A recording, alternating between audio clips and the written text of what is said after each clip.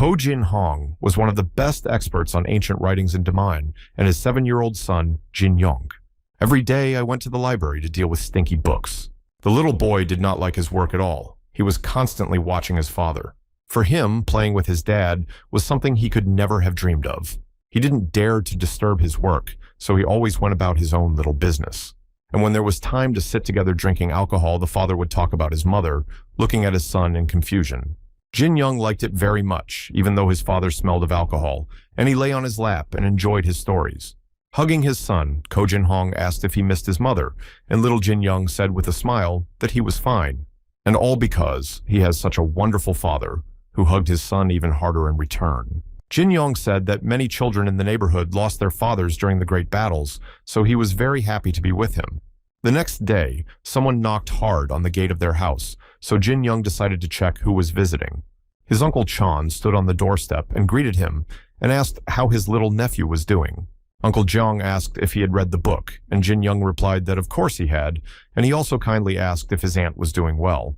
Uncle Jeong rubbed his beard and thought about what he should say to a 7-year-old boy when he asks him such a question. Jin Young asked if in the old days they didn't marry at the age of 7.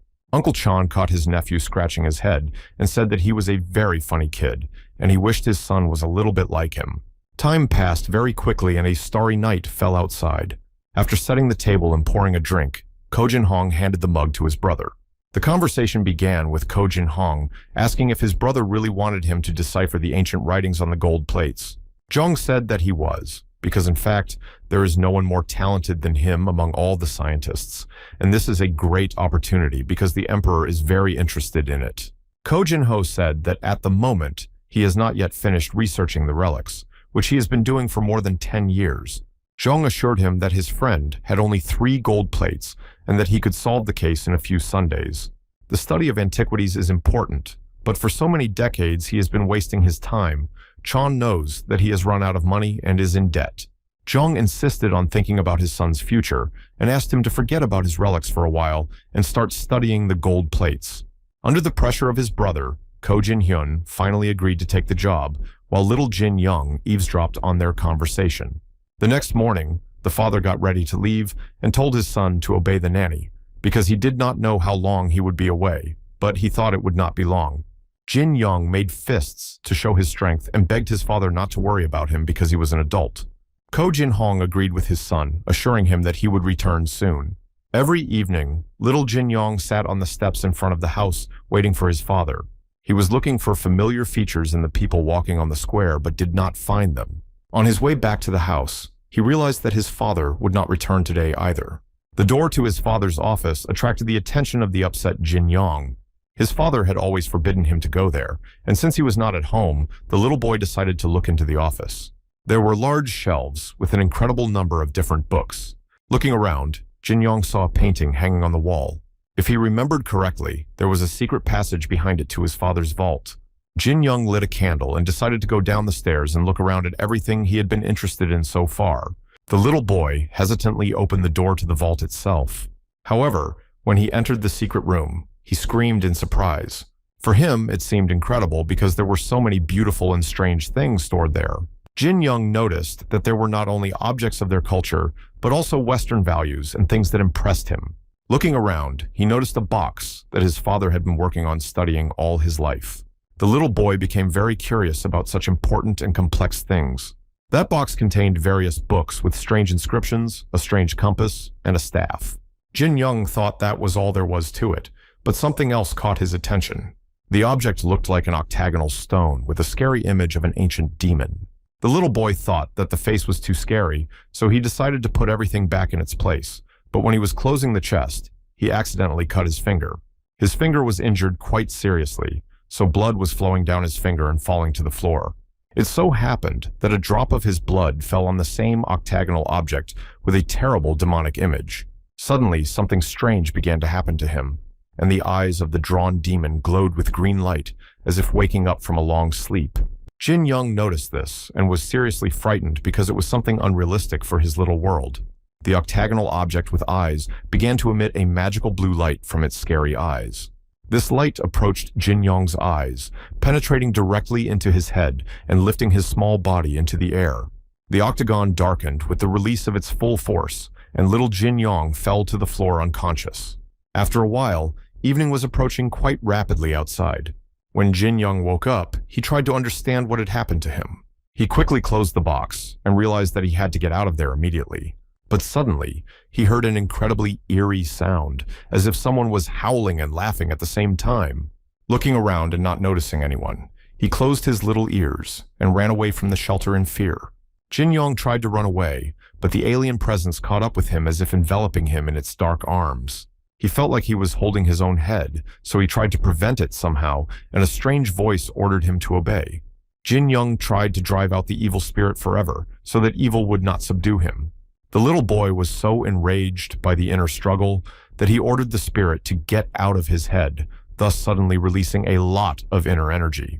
When Jin Yong regained consciousness, he hurried to leave the shelter where he had recently experienced some strange things.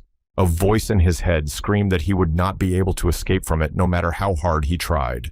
Jin Yong walked up the stairs, and sticky shadows caught on his small body, making his every step difficult, as if pulling him back. Each new step required incredible effort, and he knew that if he submitted, he would fall into the hands of the dark forces irrevocably and forever. He ordered himself to gather all his salt and strength because he could not afford to lose so easily. But suddenly he realized that if he did not lose his common sense, he could win this fight, and the darkness began to recede. In the darkness, there were only demonic eyes burning with green light, wondering how it had happened. After all, he inhabited a human baby and thought that he would immediately take possession of its body and soul. But he didn't succeed. Apparently, his father did it when he sealed it, so he will have to find another way, even if it takes a long time. Jin Yong was lying in his bed, unable to sleep, thinking about the recent events that had happened to him. The little boy never heard that strange voice again, so he hoped that it had disappeared forever. But as soon as he thought about it, the voice said that he hadn't disappeared, and asked him his name. The voice said that Jin Yong was the one who woke Certain up and ordered the boy to say his name. Still frightened, Jin Yong could not understand who and where he was and why he was talking to him, so he simply replied that he did not want to. A little boy in the corner of his room saw the same green eyes that had been watching his every move. Certain looked up from the darkness and asked if the boy's name was really Nachuja. Jin Yong sat on the steps outside his house, sad and alone. The nanny came to him and said that he was very pale.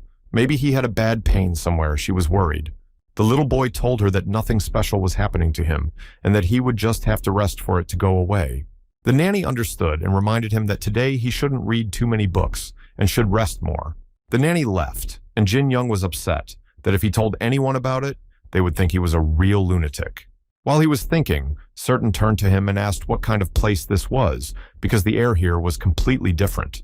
He wondered if there were no spirits in this place at all, but Jin Yong ignored him. Certain referred to him as "I don't want," which made the little boy very angry, and he asked him not to call him that and to shut up forever. But the voice continued to mock his name. Jin Yong jumped up from his seat and shouted at him that he was Cherutan. But the spirit did not like this, and emphasized that his name was not Cherutan but Sertan, the great warrior Makaya Sertan. Jin Yong clenched his fists and told him not to make him laugh if he didn't want to, and that from now on he would call him Cherutan. But there was only silence in response, and the little boy was left alone again. It's time to eat. The nanny has prepared a lot of different food and wished her little master a good meal. Jin Yong kindly thanked the nanny for the meal, to which she only smiled pleasantly.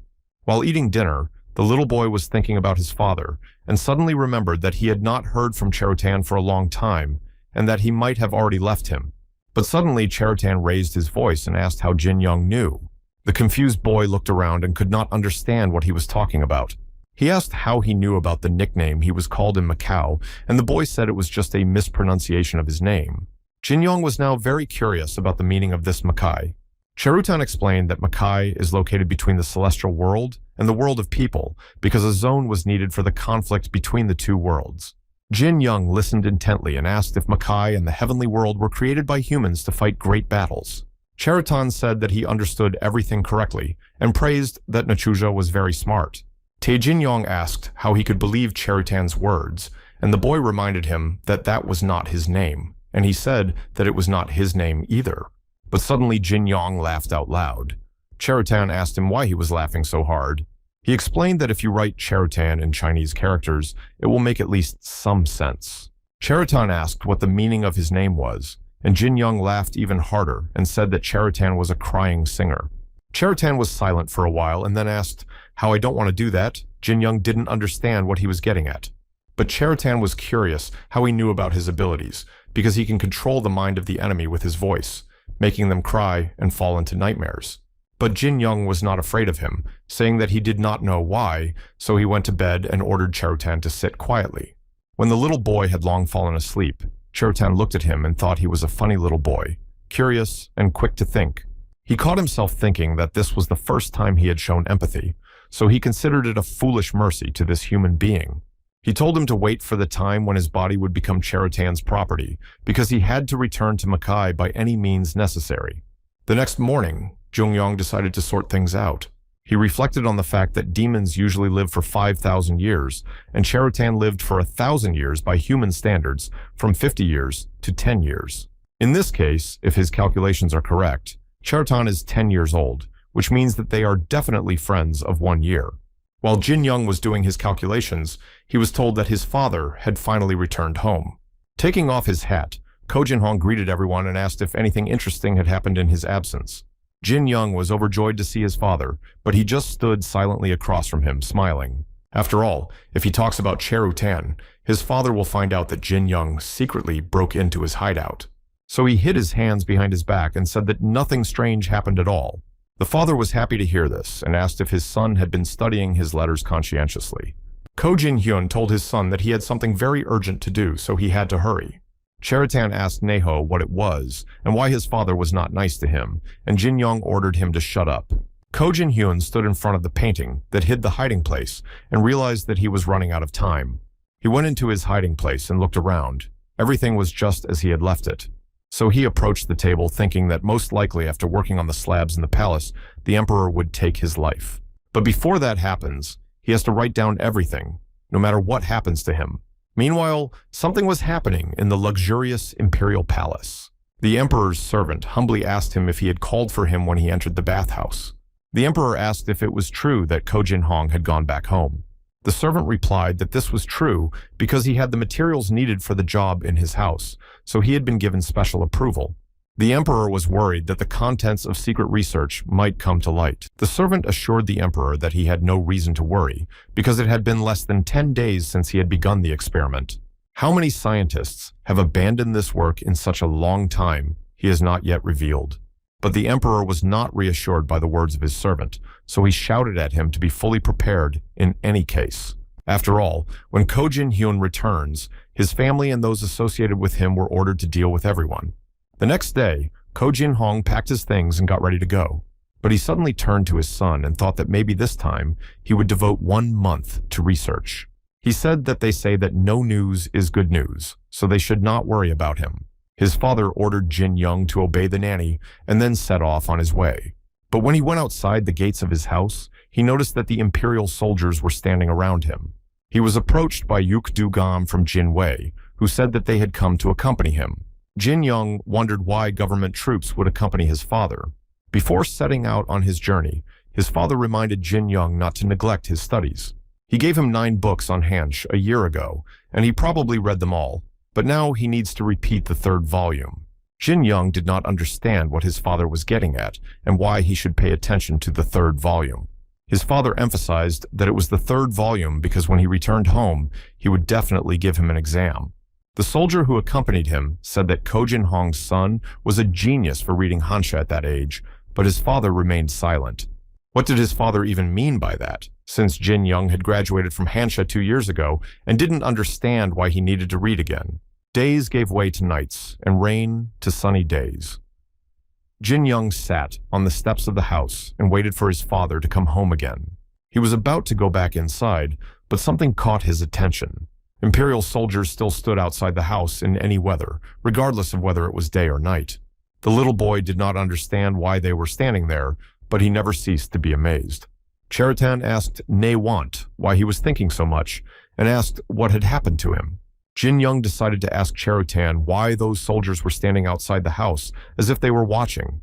Cherutan replied that it seems they came when his father came, and he has long felt the energy of those warriors. Jin Young was outraged that Cherutan knew everything and didn't tell him, but he said he didn't think it would be strange for him. But suddenly, an enlightenment came to his little head and he realized what his father meant. He rushed to his office to read the 3rd volume immediately.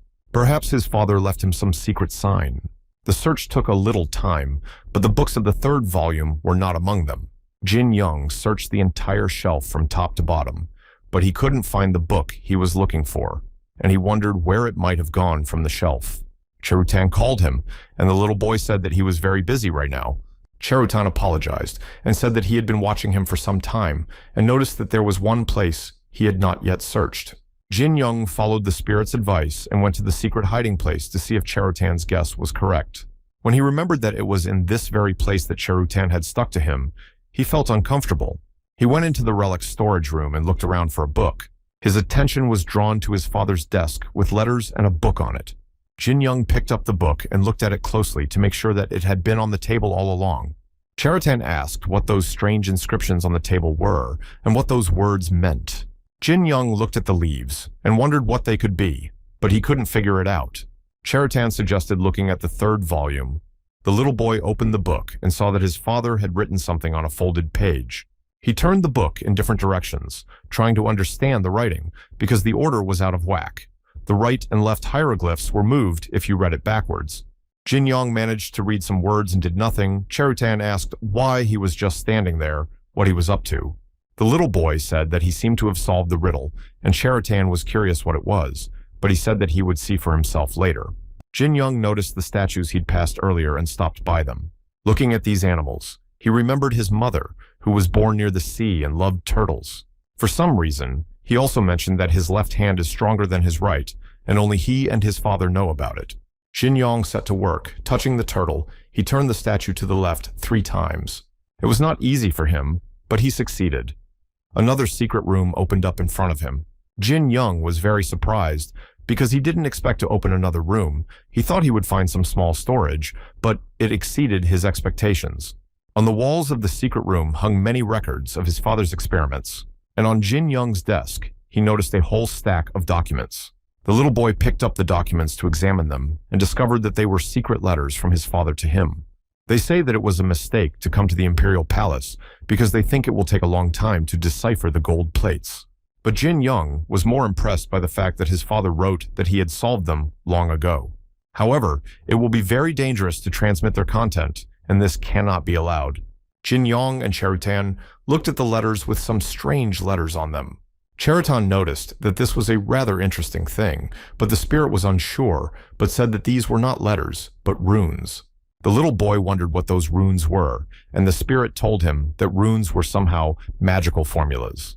He also wondered what magic was, and Cherutan began to explain that magic uses mana to change the air and nature. It is quite possible to divide the sea into 2 parts by magic, and walk on the seabed without getting your feet wet. Magic can cause lightning to strike one place, or, in some cases, a specific person. Magic can be used to fly in the sky on a broomstick. Magic is also the origin of various nature spirits, such as cute little fairies. Magic helps to turn into a rat, or use magical spirits of nature as servants. Jin Young quickly realized that Cherutan knew how to use magic, so he asked him to teach him a little bit. Meanwhile, Uncle Zhang was in a great hurry on his horse. He was thinking that he had to ride as fast as he could because he had to save little Jin Young. According to the text, besides the moon where they live, there are many others, and the person who wrote it came from another world. It was Jenna the mage who tried to return to his world, but he failed. The heavens were jealous of his abilities, so the magician could not return. He spent the rest of his life away from people in a mountain cave. However, he thought it was all because of the curse of an object he had accidentally received. After all, the object was endowed with enormous power enough to change the magic Jenna created to return. It was essentially a demonic thing that could do great evil. In his letters, Ko Jin Hong addressed Jin Young because he would inherit his father's research. He should handle such things with the utmost care because it can endanger his life. Jin Young was upset because if he had known this before he touched the object, it would have been better. In any case, there was a magician from the other world who came here earlier, and Cherutan laughed and said that the magician could not return because of him. Jin Young mentioned those strange Noni letters. and Cherutan corrected him that they were not noni but runes. The little boy recalled that Cherutan had once said that he had transferred people's language from his head to his own. Jin Young wanted the spirit to transfer these runes to his head, but he didn't like the idea. Of course, Cherutan could have done it, but he wondered why he needed to. Jin Young said that they are two minds in common, so they can't possibly know the same information for two people. The spirit said that he was a great warrior, Makai, and that he could not really do anything. The provocation worked, so Cherutan agreed to help, but warned him that his head would hurt as if it were being torn into small pieces. It was just like Cherutan said. He said that, did the little boy think that learning languages was so easy? It takes a lot of time and effort to fully understand. But while he was saying all this, Jin Young was able to read everything that was written on the paper. Cherutan thought that this kid was really no ordinary child. Jin Young leaned over the notes and said that he had memorized all the words on the wall.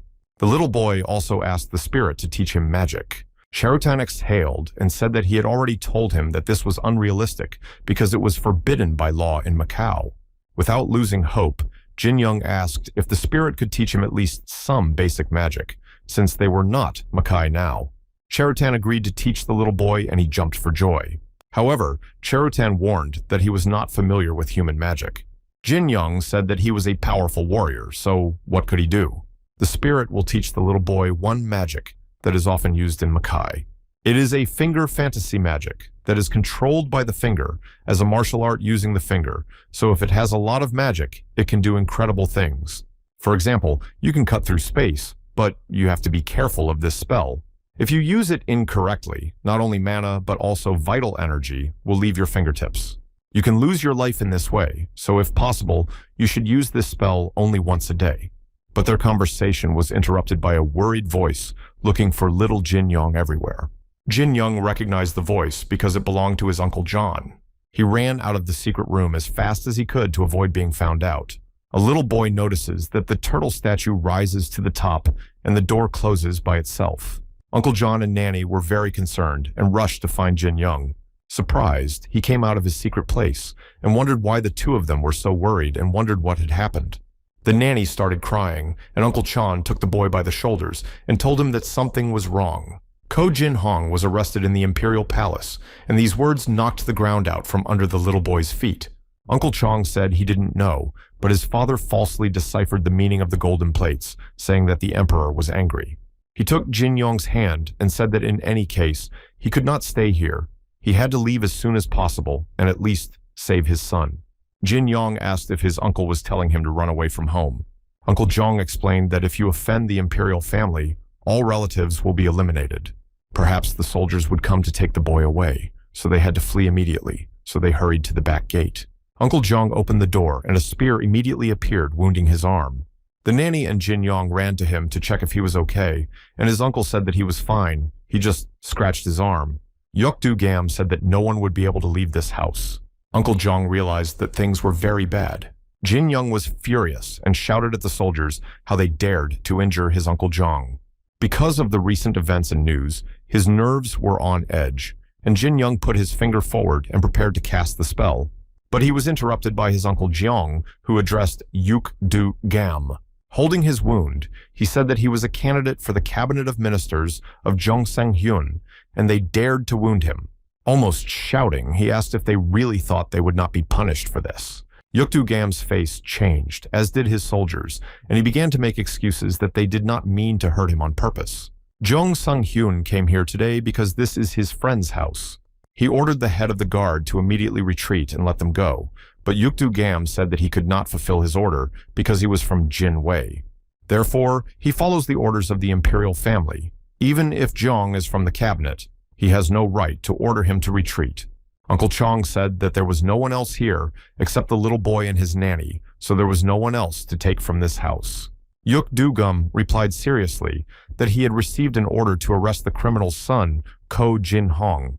Uncle Zhong was outraged by the emperor's order because the little boy was not even 8 years old. No matter how cruel this world is, can they really take an 8-year-old child and execute him? Yuk Du-gam explained that he was only authorized to carry out the orders of the imperial family. He warned that if he tried to interfere with this process, they would have no choice but to arrest him as well. Jin Young, watching their dialogue, interjected himself into the conversation. Turning to Uncle Jong and asking him not to worry, he would obediently follow the head of the guard. He was quite sure that those people would not be able to do anything to him. Ta Jin-young asked if he should know why they were taking him away and if they should let him meet his father.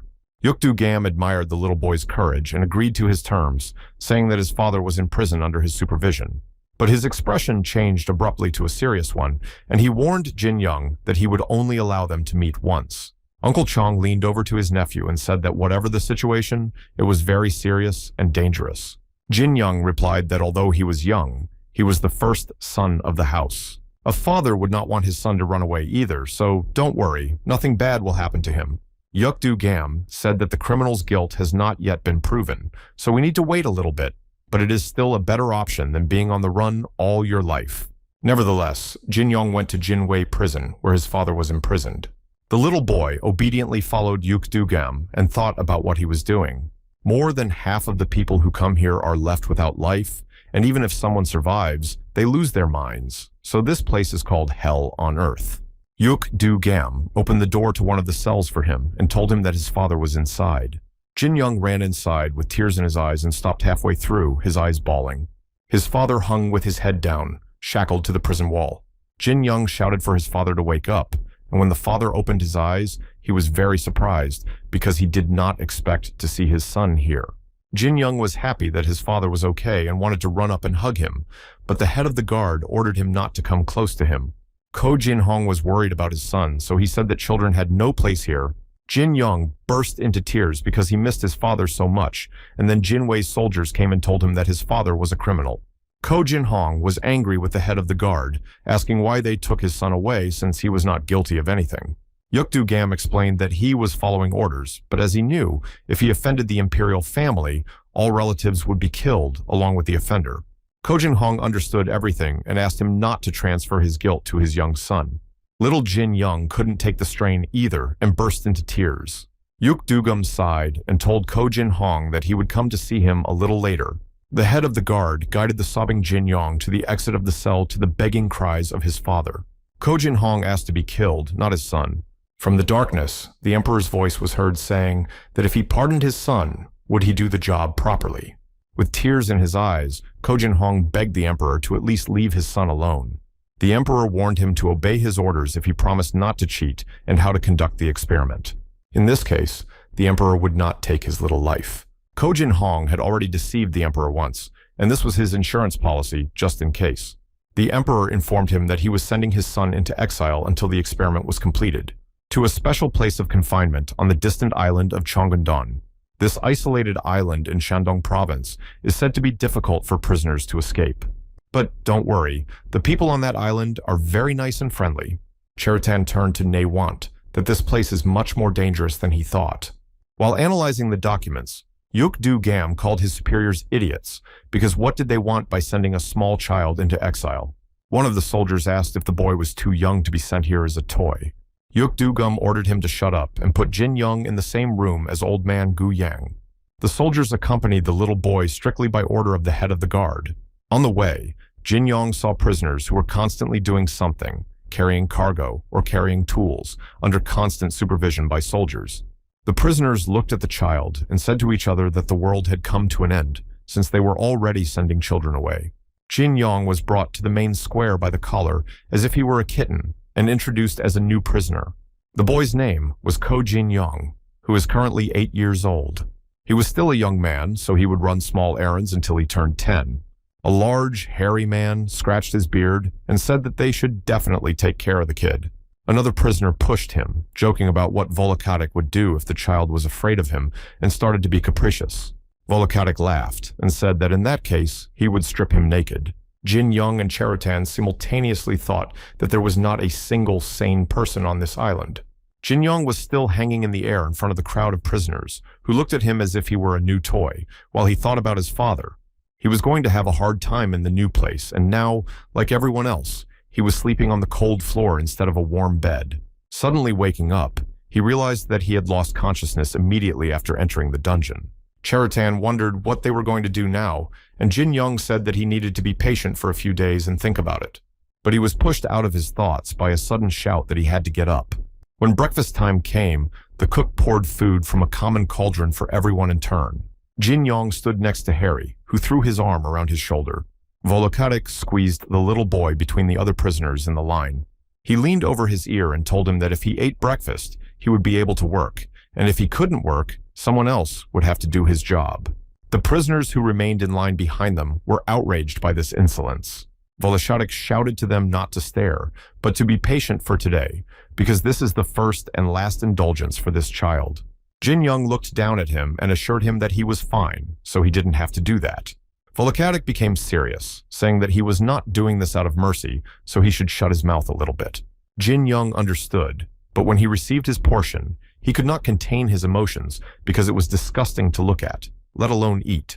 Harry noticed that Jin Young was standing in line for too long, so he moved him aside because he was preventing other prisoners from getting their portion. Jin Young stared at the plate and still didn't dare to try even a spoonful. Meanwhile, Volocadic was finishing his portion of the food he liked, and he said that if the kid was not going to eat, he should give the plate to someone else. There are many people who don't even eat, and the prisoners sat on the stones and ate their food.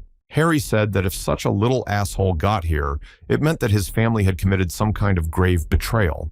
But Jin Young hardly listened to him, thinking that even though his family was not particularly rich, they never allowed themselves to eat such scraps. However, he realized that he was no longer at home, and Volocadic's words were hitting his little heart directly. Gathering his will into a fist, Jin Young told Harry that he could eat every last spoonful. He decided for himself that he would endure all the trials until he got out of this terrible place. He would eat anything to survive, so he began to devour everything on the plate with great motivation. On the same day, he had a lot of work to do. Everyone needed him, and he was ordered to serve or bring something to everyone. If he sat down for a minute or looked at something he was interested in, they would immediately yell at him for being idle. By lunchtime, he was already falling down from exhaustion, and some prisoners even thought he was deliberately pretending to faint. But Jin Yong was a strong spirit, so he found the strength to get up and work again. The boy was often reprimanded and physically abused if he did something differently than a particular prisoner wanted. His little hands were covered with calluses and wounds that did not have time to heal. At night, he often cried because it was difficult for a young child to withstand such a lot of work and to endure forced separation from his family. But he also had some pleasant moments in his free time, practicing magic with Cherutan. Jin Yong, under the guidance of the spirit, made incredible progress in this matter. Cherutan was very happy that his don't want was making such progress at this rate. He would soon fully master magic and destroy this cursed place. The spirit told him that in order to collect mana, the natural energy must be strong, but the energy of this place was not good. Cherutan knew that he had to solve this problem urgently, while little Jin Yong was sleeping sweetly on the floor of the dungeon. But suddenly someone else's hands touched his legs as if to knead them. Jin Young decided to first discreetly spy on who was doing what to him. It was the elderly Gu Yan who quietly massaged the young boy's legs. Jin Young jumped up in fright and asked what his grandfather was doing to him. But old Gu Yan silently continued to massage him, paying no attention to him. Jin Young noticed that all the heaviness of his body after work was gone, so he asked Cherutan if he knew what was going on. He knew, but he didn't tell me because he knew it was good for him. And with his personality, he would obviously refuse to have the old man give him massages all night. Jin Young understood, so he bowed to old Gu Yan and thanked him for his help, and asked him how he was feeling. Jin Young told him that he was a little tired, but he was fine, and that his care made it even better. Old Gu Yan was curious, so he asked how it happened that the child ended up in such a place. Jin Young was surprised that after all this time he hadn't learned the details of his stay on the island, so he just said that he had been sent here. The old man thought about the fact that if you offend the imperial family, all relatives are killed, but for some reason, the son of the criminal was sent here instead of being executed. This child was given a chance at life for a reason, and Guyak told Jin Yong that he had been watching him all along and found him to be an incredible child, but he was not. He felt a strange energy flowing in his body, and the old man wondered if the boy had ever studied martial arts in his life. Jin Young felt uncomfortable that someone besides him felt the presence of Cherutan's energy. Jin Yong lowered his head and said that he had never studied any martial arts because he grew up in a family of scientists. However, he recalled that he knew a technique that his father had once taught him. Gu Yan realized what technique he was talking about. It was the abdominal breathing technique. It was hardly a martial art, but a good way to cleanse the mind and body. Guyan said that it is a useful skill, but like other skills, one should be careful not to overdo it. The old man tells Jin Young that from now on, he is considered his assistant.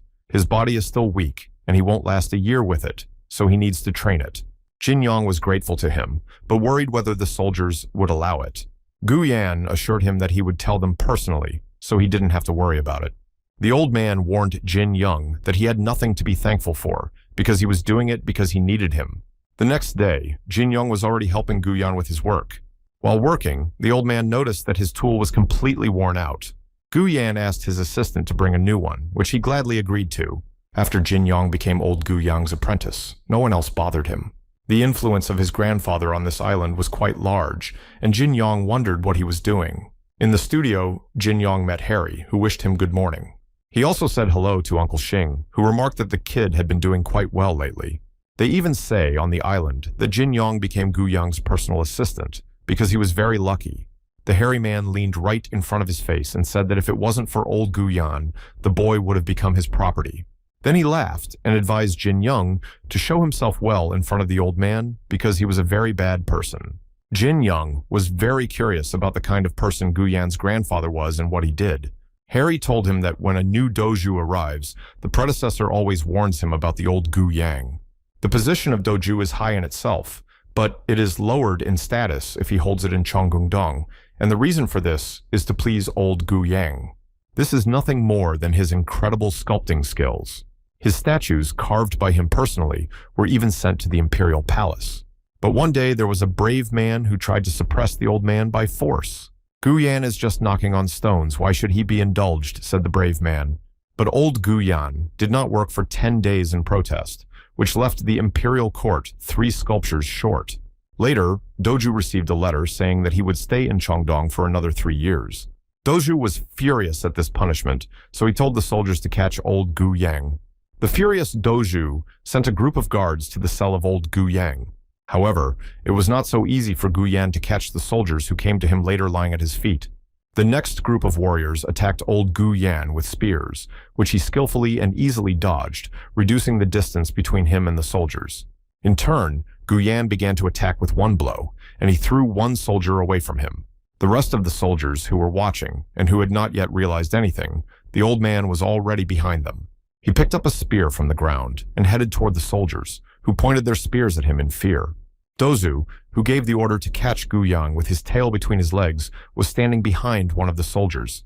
The old man said that if they tried to capture him, they would lose most of their soldiers in vain. Doju was still hiding behind the soldier and shouting how he dared to threaten the authorities. But he must have forgotten who he was dealing with, because old Guyan broke the spear he was holding in a second, and he threw it right at Dojo's feet as a last warning. Guyang ordered him to choose between becoming a prisoner or getting a promotion. In the end, Doju bowed his head and begged the old man's forgiveness, and this is the only way he could calm Guyan's anger. And exactly 3 years later, Doju was able to leave the island, after which no one contacted the old sculptor again. Unless old Guyan himself wants to leave his stone mountain. Autumn came to Cheonggyeongdong Island, and little Jin Young was still on the island, helping Guyan with his work. He often thought about his father, where he was, and what was happening to him. Guyan noticed that Jin Young was very upset, so he immediately realized that he was thinking about his father. Jin Young admitted that he misses him very much and is worried about him. After all, so much time has passed since their last meeting, and my father is probably still suffering in that dark and cold prison. Guyan looked at him seriously and said that if the thoughts of his father brought him pain and suffering, the distance between them would only increase. Jin Young listened to him carefully because he knew that the old man wanted to help him and support him to some extent. Guyan recommended forgetting about his father until he could take care of himself, otherwise his soul would burn first. Jin Young smiled and said he understood, and he was very grateful for the old man's attentiveness and support for him. He had one secret place where he could forget about all his troubles for a while. First of all, he wanted to get rid of bad thoughts about his father, and he did not know whether he would succeed or not. Cherutan told him that what was the point if he broke down before meeting him, and that he could not grieve forever. Jin Young knew that Cherutan meant him no harm, so he agreed with his words. The little boy suddenly realized that he did not see any soldiers in the room. He had come to change his grandfather's hammer. He looked around and wondered where the soldier could have gone, since he could not take anything from there of his own free will. Cherutan called Jin Yong and noticed someone's footprint and asked him to go together to see who it belonged to. He still went on a reconnaissance mission, and as soon as he came around the corner, he was immediately spotted. The same soldier was standing there, and they were laughing and telling him to come over to them. Jin Yong immediately sensed that something was amiss, so he replied that he was busy and had to leave. Harry was angry and shouted that how dare a kid look down on him just because old Gu Yan was looking after him. Jin Yong didn't even realize when he disrespected him. Volocadic pointed his finger at him and said that if he had obeyed him and come as he was ordered, instead of making excuses. Jin Yong could not swallow such injustice, so he started shouting and saying that he had never said such a thing. The evil Volocadic picked him up by the collar and held him in front of his face, telling him not to twitch. Jin Yong ordered him to let him go, and Harry mocked him, saying that even if he didn't let him go, the kid wouldn't do anything to him. The soldier also mocked the little boy by suggesting that he pull down his pants. Volocadic asked them to wait a minute and stand up straight because that way they could get a bottle of alcohol. Jin Yong was angry that he was doing such shitty things just for a drink. He could not resist, but in his case it was not necessary to use physical force, so he decided to test his strength in practice. Cherutan was surprised that his don't know was going to use magic and warned him that it could be dangerous for him as well. But he could not help but ask Cherutan to give him a sign when he had enough energy to use magic. Cherutan warned him that if he didn't let go of the energy clot now, he would regret it. Volocadic laughed and had no idea what was coming. And in Jin Yong's little hands, there was already a magical blob of energy of incredible power. Cherutan gave a sign, and Jin Yong immediately sent energy directly into Harry's chest. His heart was immediately engulfed in an incredible flame, and from it, the energy spread in a rapid flow throughout his body. Volocadic felt as if a flame was burning in every cell of his body. He was screaming and writhing in pain, lying on the floor as if trying to put out an unnoticed fire. Jin Yong didn't expect to be endowed with such a useful magic skill, and on the other hand, he was quite frightened by his own power. Even in the evening, he was still looking at his hands and trying to realize that they had almost taken a man's life today. Old Gu Yan approached Jin Yong and asked if he was having a hard time. The little boy smiled at him and told him that he could tolerate it for now. Gu Yan thought about something for a while and finally said that he had a suggestion for him. Jin Yong had never heard him make such a suggestion, so he wondered what the old man had in store for him. Gu Yan stood in front of him and asked him seriously if he wanted to start learning martial arts. Jin Yong was surprised by his offer and asked who would teach him martial arts. Old Gu Yan put his hand on his chest and said that he would personally teach him everything he knew. Jin Yong didn't expect that his grandfather Gu Yan knew and mastered martial arts. He thought that, after all, there are rumors on the island that he had beaten a dozen soldiers, probably the old Master Muriam.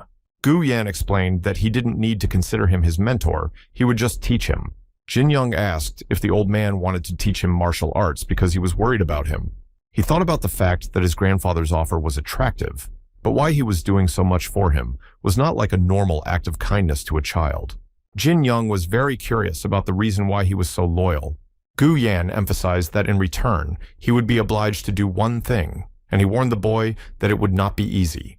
First, Jin Yong has to get off this island, which is not an easy task. Gu Yan emphasized that if a little boy wants to learn martial arts, he will teach him the basics. The old man did not pressure him or expect an answer right away because it was not something he could easily do. He decided to give Jin Yong 5 years to give him an answer. Jin Yong was very surprised and even a little confused. The old man explained that it would take this long for his body and mind to mature, and only then would he be able to make the right decision. Besides, it is impossible to learn his techniques with his current body structure. Gu Yan thought that maybe even 5 years would not be enough. Jin Yong thinks that if he learns martial arts, it will be much easier for him to survive on the island and save his father. After considering everything, he resolutely agreed to trust old Gu Yan. The next day, Jin Yong sat on the fireplace and reflected on the latest events. But he suddenly saw Volocadic walking fast nearby and called out to him. Harry, who was trying to get away from him as quickly as possible, asked what he wanted from him since he was in a hurry himself. Jin Yong only wanted to know if his body had recovered from the recent incident. Volocadic shrugged and said he was perfectly fine. After all, for a kid like Volocadic, a child's attack is a small thing. He hit his fist on his palm and said that he had forgotten to do a very important thing. So I asked him to excuse me because he had to run on business. Volakadik turned around and waved and wished him good luck. Jin Young tried to understand what had just happened, because he ran away as if he had seen a ghost. Chertan noted that such behavior is quite typical for someone who was beaten up yesterday. Chertan said that now he feels much calmer. In fact, if the spirit could turn back the clock, it would have burned that walking ball of hair long ago. Jin Young was amused by Cherutan's words, but they still had a lot of fun. Gu Yang appeared behind him and asked if Jin Young had already prepared. The little boy smiled at him and said that he was ready for a long time. Old Gu Yan handed him a hammer and asked him to take it. After all, starting today, Jin Young will be breaking stones. Since the old man took him in, the little boy has been watching him work, so now he will do everything just like him. Jin Young asked how their work relates to the study of martial arts. Gu Yan said that everything is interconnected, so today he wants to teach Jin Young the Chandan technique. At one time, Gu Yan was a member of an organization in the Tantian spiritual temple. This technique is useful for laying the foundation and is great for creating chi flow. Also very effective in terms of physical training, he crushed the stones with his hand to prove his point. Crushing the stones is a preparatory stage, so the main thing is to be patient and not rush. The process of breathing and hammering should be in the same rhythm. Jin Young performed his work diligently under the close supervision of Gu Yang. From the day his grandfather decided to teach him martial arts during the day, he crushed stones and maintained his breathing balance. At night, after work, he would hang on the stone wall for a long time. It was all done to make his arms and fingers stronger, so even just hanging was very painful. However, it was much easier thanks to the technique of controlling internal energy and the power of the finger of imagination. 1 year later, Jin Young was making great progress and was already hanging on a stone wall with only 2 fingers. The little boy was noticeably transforming into a young man who was developing his strength and strengthening his body. Gu Yan was constantly watching him, wondering if his body had developed enough, because there might be problems with the transition to the second stage. Jin Young noticed that the old man was thinking for a long time, so he decided to ask if something was wrong. Gu Yan told him that he was fine, but that he could use a break after a hard workout. Jin Young bowed humbly and thanked him for his training. The old man watched the boy walk away, thinking that he thought 5 years would not be enough, and that he was growing faster than expected. And in less than 10 years, Gu Yan would teach him everything he knew, and he wondered how a mentor feels when he has an outstanding student. But he shook his head and admitted that he could not think about it because he was slowing down its development. And all this for his personal goal, which Jin Young will definitely be able to fulfill. Meanwhile, Jin Young held out 2 fingers and concentrated on his inner energy. Thanks to his ability to use the technique of the finger of fantasy, he easily cut through the depths of stone like a blade. All that was left was stumps and a lot of dust. Cherutan noticed that his fingers were gradually getting used to it, and his magical power was also steadily increasing. Now, you can go beyond the second sulcus and move to the third. Jin Young thought about it because he couldn't remember the word searkal. He thinks it's better to just call it a circle at this point, and he wants to change the names of the other spells to make them easier to understand. Light is the magic of light, and fly will be called the magic of flight. Cherutan did not like this idea because it was too primitive. Jin Young stretched and said that there was nothing he could do, and he was thinking about whether he should exercise his inner energy. He chose a suitable boulder and sat on it in a meditative position. From the flow of his inner energy, his braids rose up and light surrounded his body. Suddenly, the energy around him changed to dark and malicious. Jin Young was scared at first, but quickly pulled himself together. First, he had to stop the chi energy. Cherutan asked what happened to him. Jin Young explained that he had just experienced a large amount of incredible energy in his body, and he asked if Cherutan knew what it was. Cherutan explained that most likely, the power of the magical stone artifact and the energy of the seal are mixed together. Jin Young was very surprised by this explanation because he had no idea what was going on inside him. The energies have been mixing in his body for quite some time now, so Jin Young was angry with Cherutan because he should have told him about it earlier. He understood why the speed of his development increased and grew thanks to the magic stone. Cherutan asked if he thought he was a genius among geniuses. Jin Young only now realized why he was growing faster, even in spite of the island's stingy energy. They were replacing the insufficient energy. Cherutan admitted that when they arrived on the island, he thought that his limit would be the 4th lap. Taking all these factors into account, it is now possible to develop even further. Jin Young felt his inner strength, so he became very curious about how far he could go. Old Gu Yan practiced with his student and watched him unobtrusively. He noted that it had been just over 2 years, but his abilities were equivalent to 30 years of practice. Gu Yan hesitated whether he should teach this child the last volume of Tiantong, because from the beginning he was not supposed to enter the outside world. In particular, the last volume must be kept in the strictest confidence. However, shouldn't he at least pass it on to someone, for example, a child with such outstanding abilities? After finishing his meditation, Jin Yong approached Gu Yang and asked him if he had been waiting for him for a long time this time. Gu Yan replied that everything was fine and noticed that the boy's internal energy was growing like a weed. Jin Yong was pleased with his teacher's praise, so he said that it was all thanks to him. Gu Yan was impressed by the boy's sincerity, so he decided to give him the last volume of the Tiantang. Gu Yan explained that it can be said to be the main one of the 3 great martial arts. Jin Young will be able to release his inner energy outward by moving it at will. If we talk about this whole process in simple terms, it is the management of qi energy. In the future, Gu Yan will definitely teach Jin Young this. Jin Young was sitting under a tree, thinking about something personal. He drew on the sand ancient writings that his father studied at the request of the imperial court. Jin Young explained to Cherutan that he understood their hidden meaning a little bit. One of them meant a spell, and not just any spell, but a martial arts spell. The exact name is unknown in that world, but if you translate it into their language, you will get the absorption of the energy of heaven and earth to control the soul. Absorbing the power of heaven and earth is the magic of soul control. The second plate says that the received magical power can be released. Cherutan noticed that it was necessary to use this great demonic ability properly. Jin Young was not at all concerned about power and anger, but about the fact that people who wanted to get it would not let his father leave. Cherutan recommended that he learn the martial art himself, and that there was no one else on earth more suitable for it. Jin Young looked at the spirit skeptically and asked if it really wanted him to become a demon. Cherutan said that was not what he meant, because if he took possession of it, he would be able to properly understand the power of the stone and the magic of the seal. Besides, his strength is not enough to gather energy to release magic. If he learns, he will be able to use the lightning strike technique later. Jin Young asked if he could really use a lightning strike, and Cherutan realized too late that he had said too much. In any case, with his current skills, nothing will work out, because his heart will fail and burn. Jin Young was not afraid of his warnings, so he decided to improve his abilities and asked for 3 years to do so. After a while, Jin Young worked on the statue and asked old Gu Yan interesting questions. For example, about the energy of spirit and earth, because Cherutan divided the spell into 3 parts. The heaven and earth technique of absorbing energy and controlling the soul and talking about martial art magic is not a good idea. Gu Yan thought about it and said that although he had not told him much, it was a very beautiful martial art. Gu Yan suspects that there is a great power in him, and he became very curious about it. The old man reminded Jin Young that he should be very careful in these matters. Jin Young asked if he would learn his technique and another one, whether everything would be fine. The reason why Tiantan is called one of the most important and powerful martial arts is not only because of the depth of its effect on qi. It easily harmonizes with the rest of the martial arts. For laying the foundations, it is better than the other 2.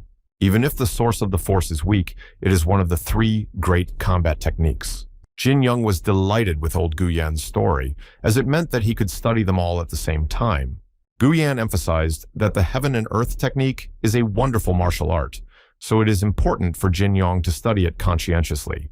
Gu Yan told his student that he had to leave because he had some business to attend to in doju, so he asked him to finish the final touches. Jin Young reflected that he was very happy to be able to use them at the same time, and now he had to practice a lot. At dawn, absorb yin energy, during the day yang energy, and before going to bed practice Tiantan.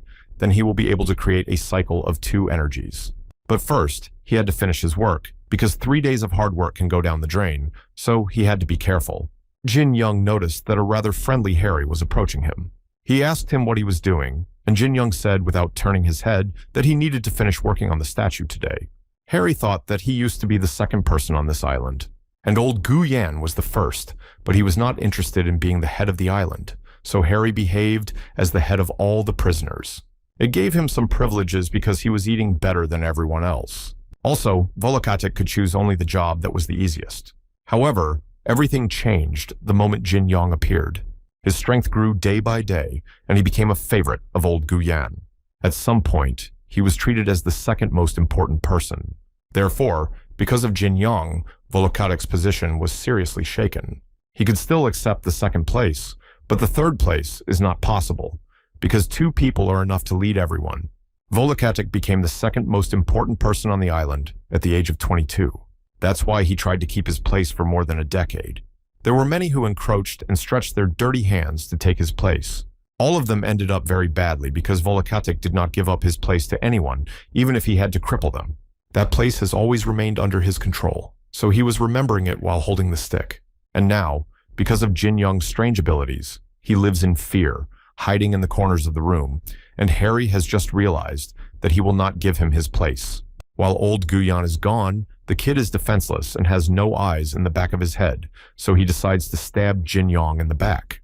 Jin Young suddenly realized that Harry hadn't said a word for a long time.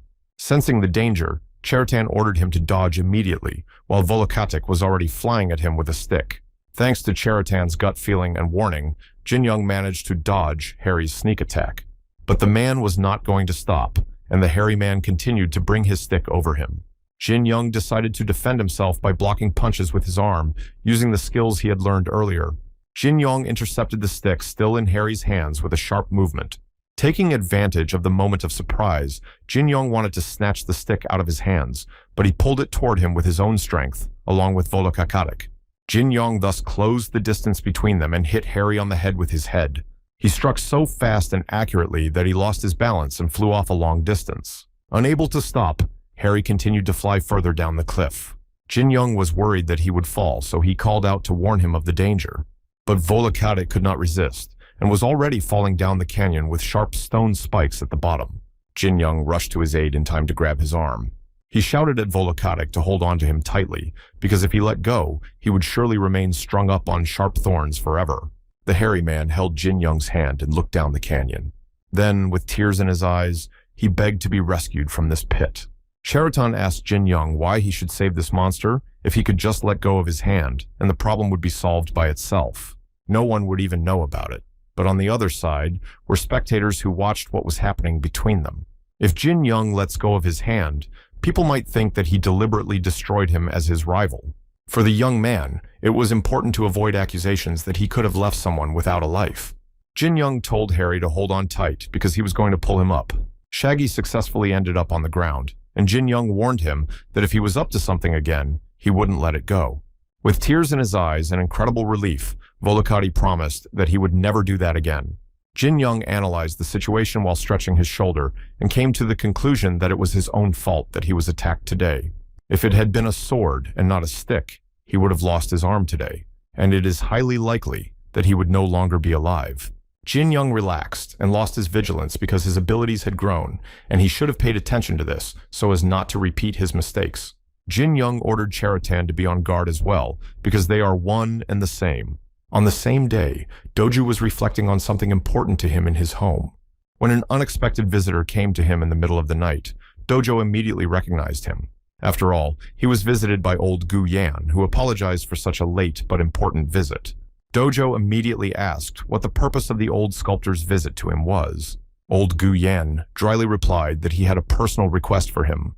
The next day, the work on the island was very difficult because the sun was burning mercilessly. The watchman announced that it was time for lunch, and after the break, everyone had to get back to work. The prisoners didn't even notice that it was time to eat because of the heat, so they quickly wiped their sweaty faces and left work. Jin Young thought about the 6 years that had passed since his conversation with old Gu Yang. Many things happened during this time. For example, Volokatik treated Jin Young with respect and courtesy after the incident.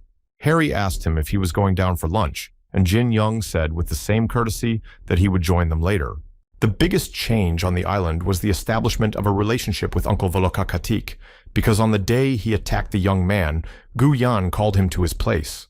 Harry realized what was coming for him, so he began to apologize and swore that he would not do it again, so Gu Yang ordered him to treat Jin Young as his boss. After all, the young man had saved him. Even though Volokatik had attempted to kill him, shouldn't he repay him for such kindness? Harry realized that Gu Yang was right, so he obeyed his order and became Jin Yong's assistant. The sun continued to burn mercilessly. Jin Yong wanted to take a break somewhere. Old Gu Yan noticed this and said that the more the sun bakes you, the better you are for him. Yin and Yang are the harmony of heaven and earth, so Jin Young should just accept them. Jin Young exhaled and told Gu Yan that it had been 6 years, and he wondered if he had a chance to get off the island.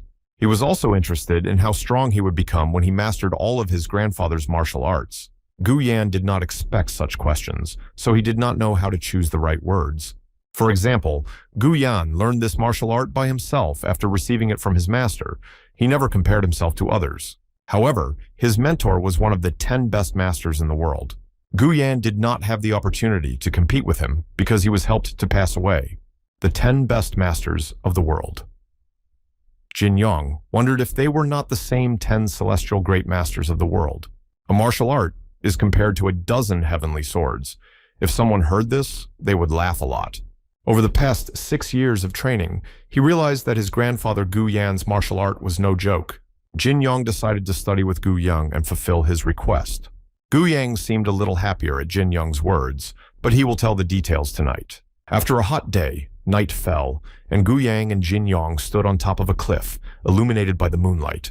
Gu Yang kept his word, telling the young man that he would first name him Shinsubekta. This technique uses hundreds of movements. It has no beginning or end, and the forms are endless.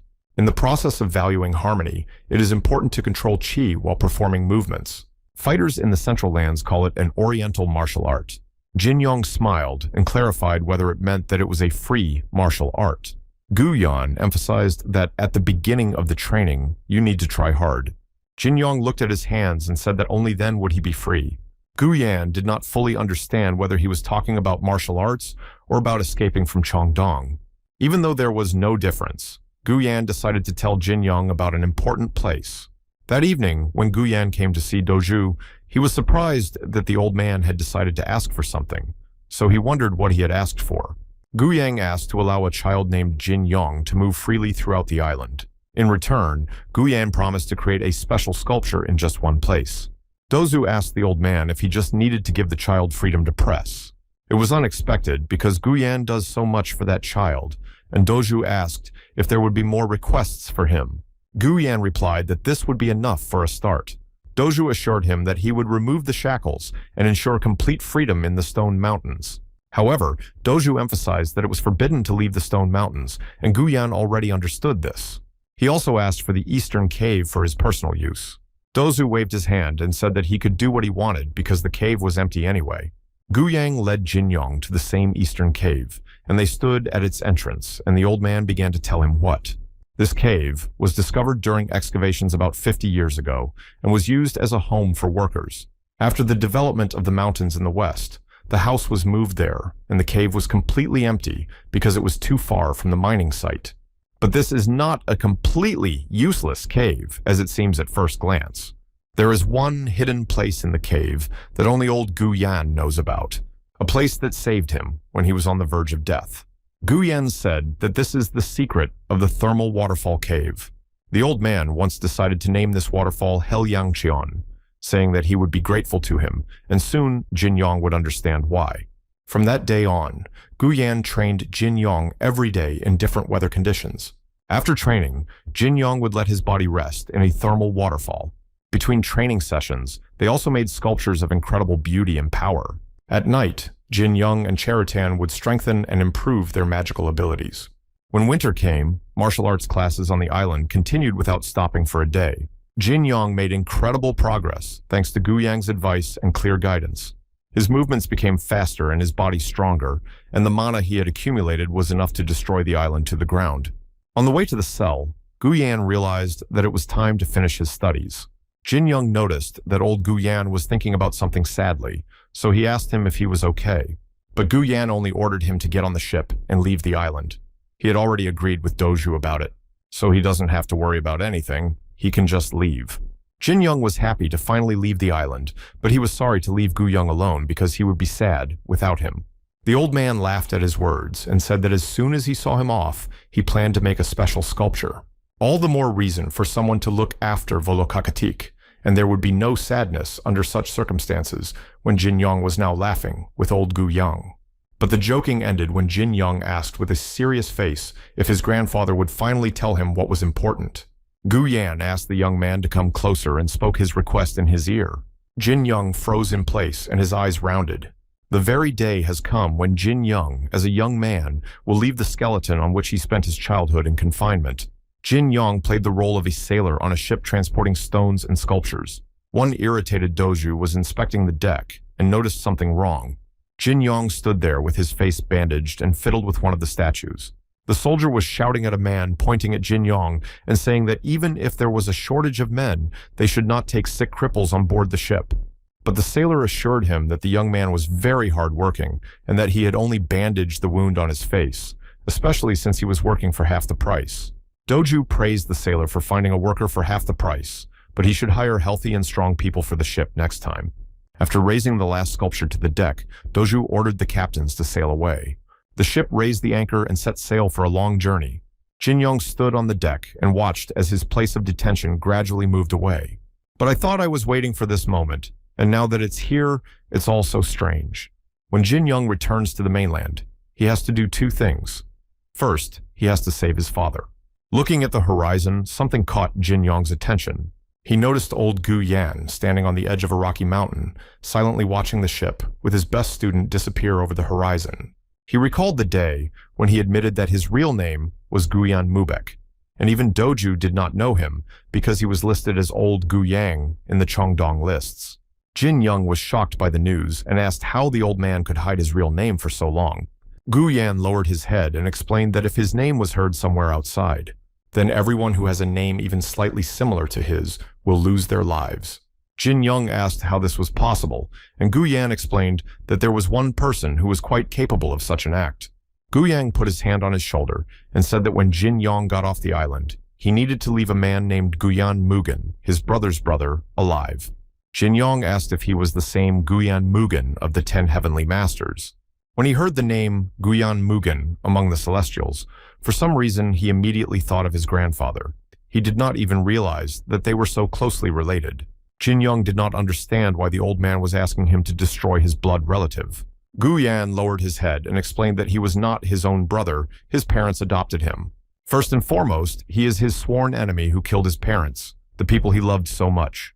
When old Gu Yan returned from a 20-year journey with his master, the house where his parents lived was engulfed in flames, and the house itself turned into ruins. When he entered the burning house, he saw that everyone he loved had been killed by his brother's hands. He was sobbing on his knees at that moment. His world, like his house, was collapsing right before his eyes. Plunged into deep grief, he did not notice his brother approaching him from behind with a sword that was dripping with the blood of his family. He came to only when his brother was dragging his bloody body somewhere among the large stones. Even in his fading consciousness, he could not ask the same question as to why he had done such a mean thing to his foster family, who had raised him for 30 years. The brother, as if reading his thoughts, dryly said that he did it to pay off his debts and get back what was rightfully his, and then he threw him down the cliff. For so many years, the old man has not been able to figure out what kind of debt it was. Gu Yan was very lucky to be washed up on this island, but his body was irreparably damaged, so he had to give up revenge. So he left everything behind and started a new life until he met a little boy named Jin Young. His inner strength and abilities grew even in this barren environment. As soon as Gu Yang saw his potential, he didn't think twice about asking Jin Young to avenge him. However, he could not force him to do so, so he asked him after he had executed his will whether he would be able to fulfill his request afterwards. When Jin Young and Cherutan finished thinking, they looked out at the sea and noticed that the day was cloudy and that there was nothing visible in the sea. Jin Young told Cherutan that thanks to his grandfather Gu Yan, he hadn't had any scary situations or troubles on the island. Cherutan asked if the old man was watching him on the island to use him for revenge. Jin Young said he would fulfill his request. He doesn't know his intentions, but if he received help from the old man, he should thank him because he understood his motives, because he lost his family in one day. Their conversation was interrupted by raindrops that took them by surprise. Cherutan recommended that Jin Young go into the cabin because if he stays on the deck, he will get wet. Jin Young went to his cabin, hoping that it was just rain. After a while, the ship began to rock violently in different directions, so everyone ran to the deck to find out what the cause was. The captain of the ship was nervous because the wind was getting stronger, raising large waves. Worried, Doju came to the captain to find out what was happening to the ship, who replied that nothing was wrong, just that the wind was blowing even harder. Suddenly, an incredibly powerful lightning bolt struck the seabed in front of the ship. There was panic on the ship because of the thunderous rain, and everyone was worried about what had happened to the sky. The captain shouted to everyone to calm down immediately. They just had to get out of the epicenter of the storm to make everything normal again, and he ordered the sails to be lowered. When everyone ran to fulfill the captain's order, Cherutan looked at the lightning and wondered if the spatial wall had opened right in front of them. The ship, which was struggling with the storm waves, was surrounded and picked up by a huge water wall. Unable to cope with the elements, the ship spun in the sea waves, and everyone on board ended up in the water with their belongings. Jin Young wasted no time in trying to swim out of the water and to the surface. Because of his inner strength and endurance, he quickly succeeded. Amid the waves, Jin Young tried to see what had happened and whether anyone else had gotten out of the water. He saw only a completely destroyed ship and people who would remain on the seabed forever. Cherutan saw and warned Jin Young that a new wave was coming, so he should immediately use some magic. Jin Young used a flight spell without thinking twice and jumped over the wave with ease. Cherutan noticed that Jin Young was able to use the flight spell in practice, but because of the strong wind, he had difficulty keeping his balance. The gale force winds and rain were so strong that they greatly hindered his chances of being rescued. Jin Young realized that even with the flight technique, it was impossible to get out of this trap. Cherutan gave Jin Young the idea of calling on a spirit for help. Jin Young was starting to get angry. Where in the middle of the sea could there be a spirit that would come to their aid? He must be mocking him, because he already has trouble using magic. Cherutan was not joking with him, because when the lightning struck, he felt that the spatial gate had opened. Jin Young remembered his words, but only as they related to the call of the spirit. But Cherutan explained that he felt several entities in the spatial cracks. Two different worlds that should never have met, but due to a thunderstorm, a weak connection appeared. Therefore, he cannot say for sure who the entities of the second world are, that he felt near the lumen of the expanded dimension, but there are spirits among them that can be useful to them. Jin Young asked if he was really telling him to call the spirits who had gathered at the border of the two worlds. Jin Young realized that he could not throw away the rest of his energy, so he was worried that he would not summon a spirit, but someone else. It was very dangerous to do it in such a place, and if someone as unselfish as Cherutan gets caught, they will definitely stay in this place forever. Cherutan squinted and said that everything would be fine because there was no evil energy coming from there, but he heard what Jin Young had just said about him. Although now is not the time to settle the relationship, Cherutan ordered him to get ready and call at least someone. There is no other way out, so there is nothing left to do but try. Cherutan suggested to Jin Young that the element of air was likely to be involved, so he should summon the spirit of air and let him take care of the details. Jin Young recited a spell to call upon the spirit of Mother Nature's wind-controlling winds to enter into a soul contract with him. Having done everything according to the rules, nothing happened, and Jin Young remained in the middle of the sea with his hand outstretched.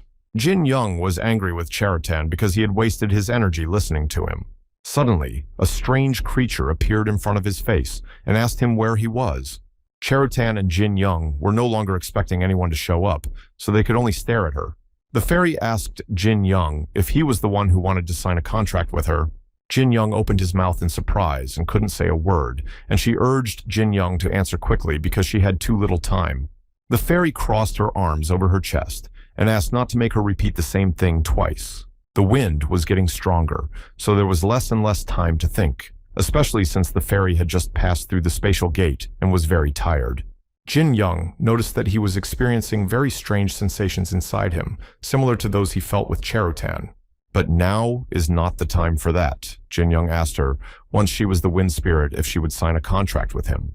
The fairy smiled and said that she noticed that he had a lot of mana, so he was perfect for her.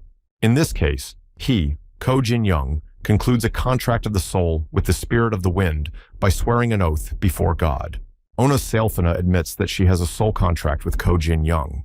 Now Selfina would like to rest because she is so tired. She wondered what kind of place it was and regretted going up to the barrier to see it.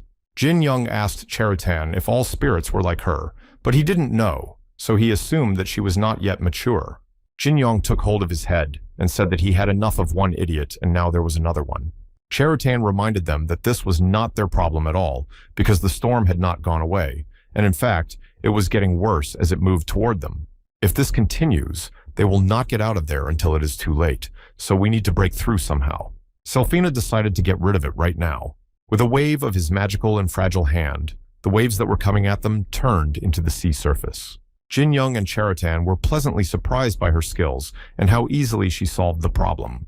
But after a while, Jin Young regretted it, because Selfina had lost all wind, so now he was in the middle of a still sea. It would take a lot of magic to lift this board he's sitting on into the sky, so you can't just fly blindly, and riding the waves is not an option. Jin Young asked Selfina if she could use her magic to create wind so they could sail, and she said she could, but she didn't want to because she was very tired. Jin Young said that they had been resting for 3 days, and that wasn't simple enough. Selfine didn't like to work. She wanted to rest all her life. Jin Young reminded her of the contract and asked her to push the board with magic. Selfine didn't like it, but she had no choice. Selfina flew off to fulfill the order, and on the way she complained that she had chosen the wrong master. Cheriton asked Jin Young to pay attention to something interesting. I could see 2 ships on the horizon, but they were too far away to see anything. Jin Young called Selfine, but she yelled at him because she was already working and he wanted something from her.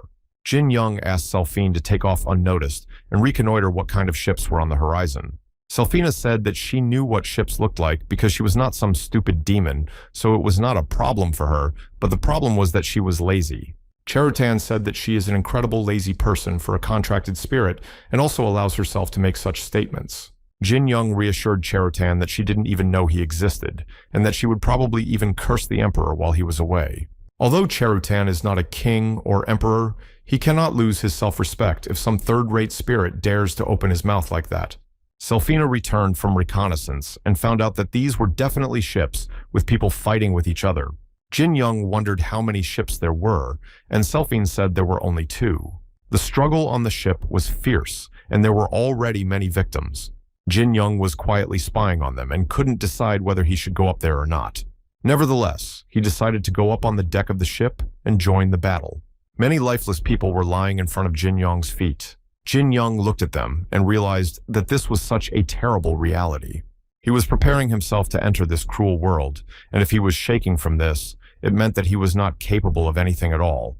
Jin Young tried to figure out what was going on, because there were people with a golden dragon pattern. Perhaps they were sea dragons, and their opponents looked like real pirates who most likely attacked them.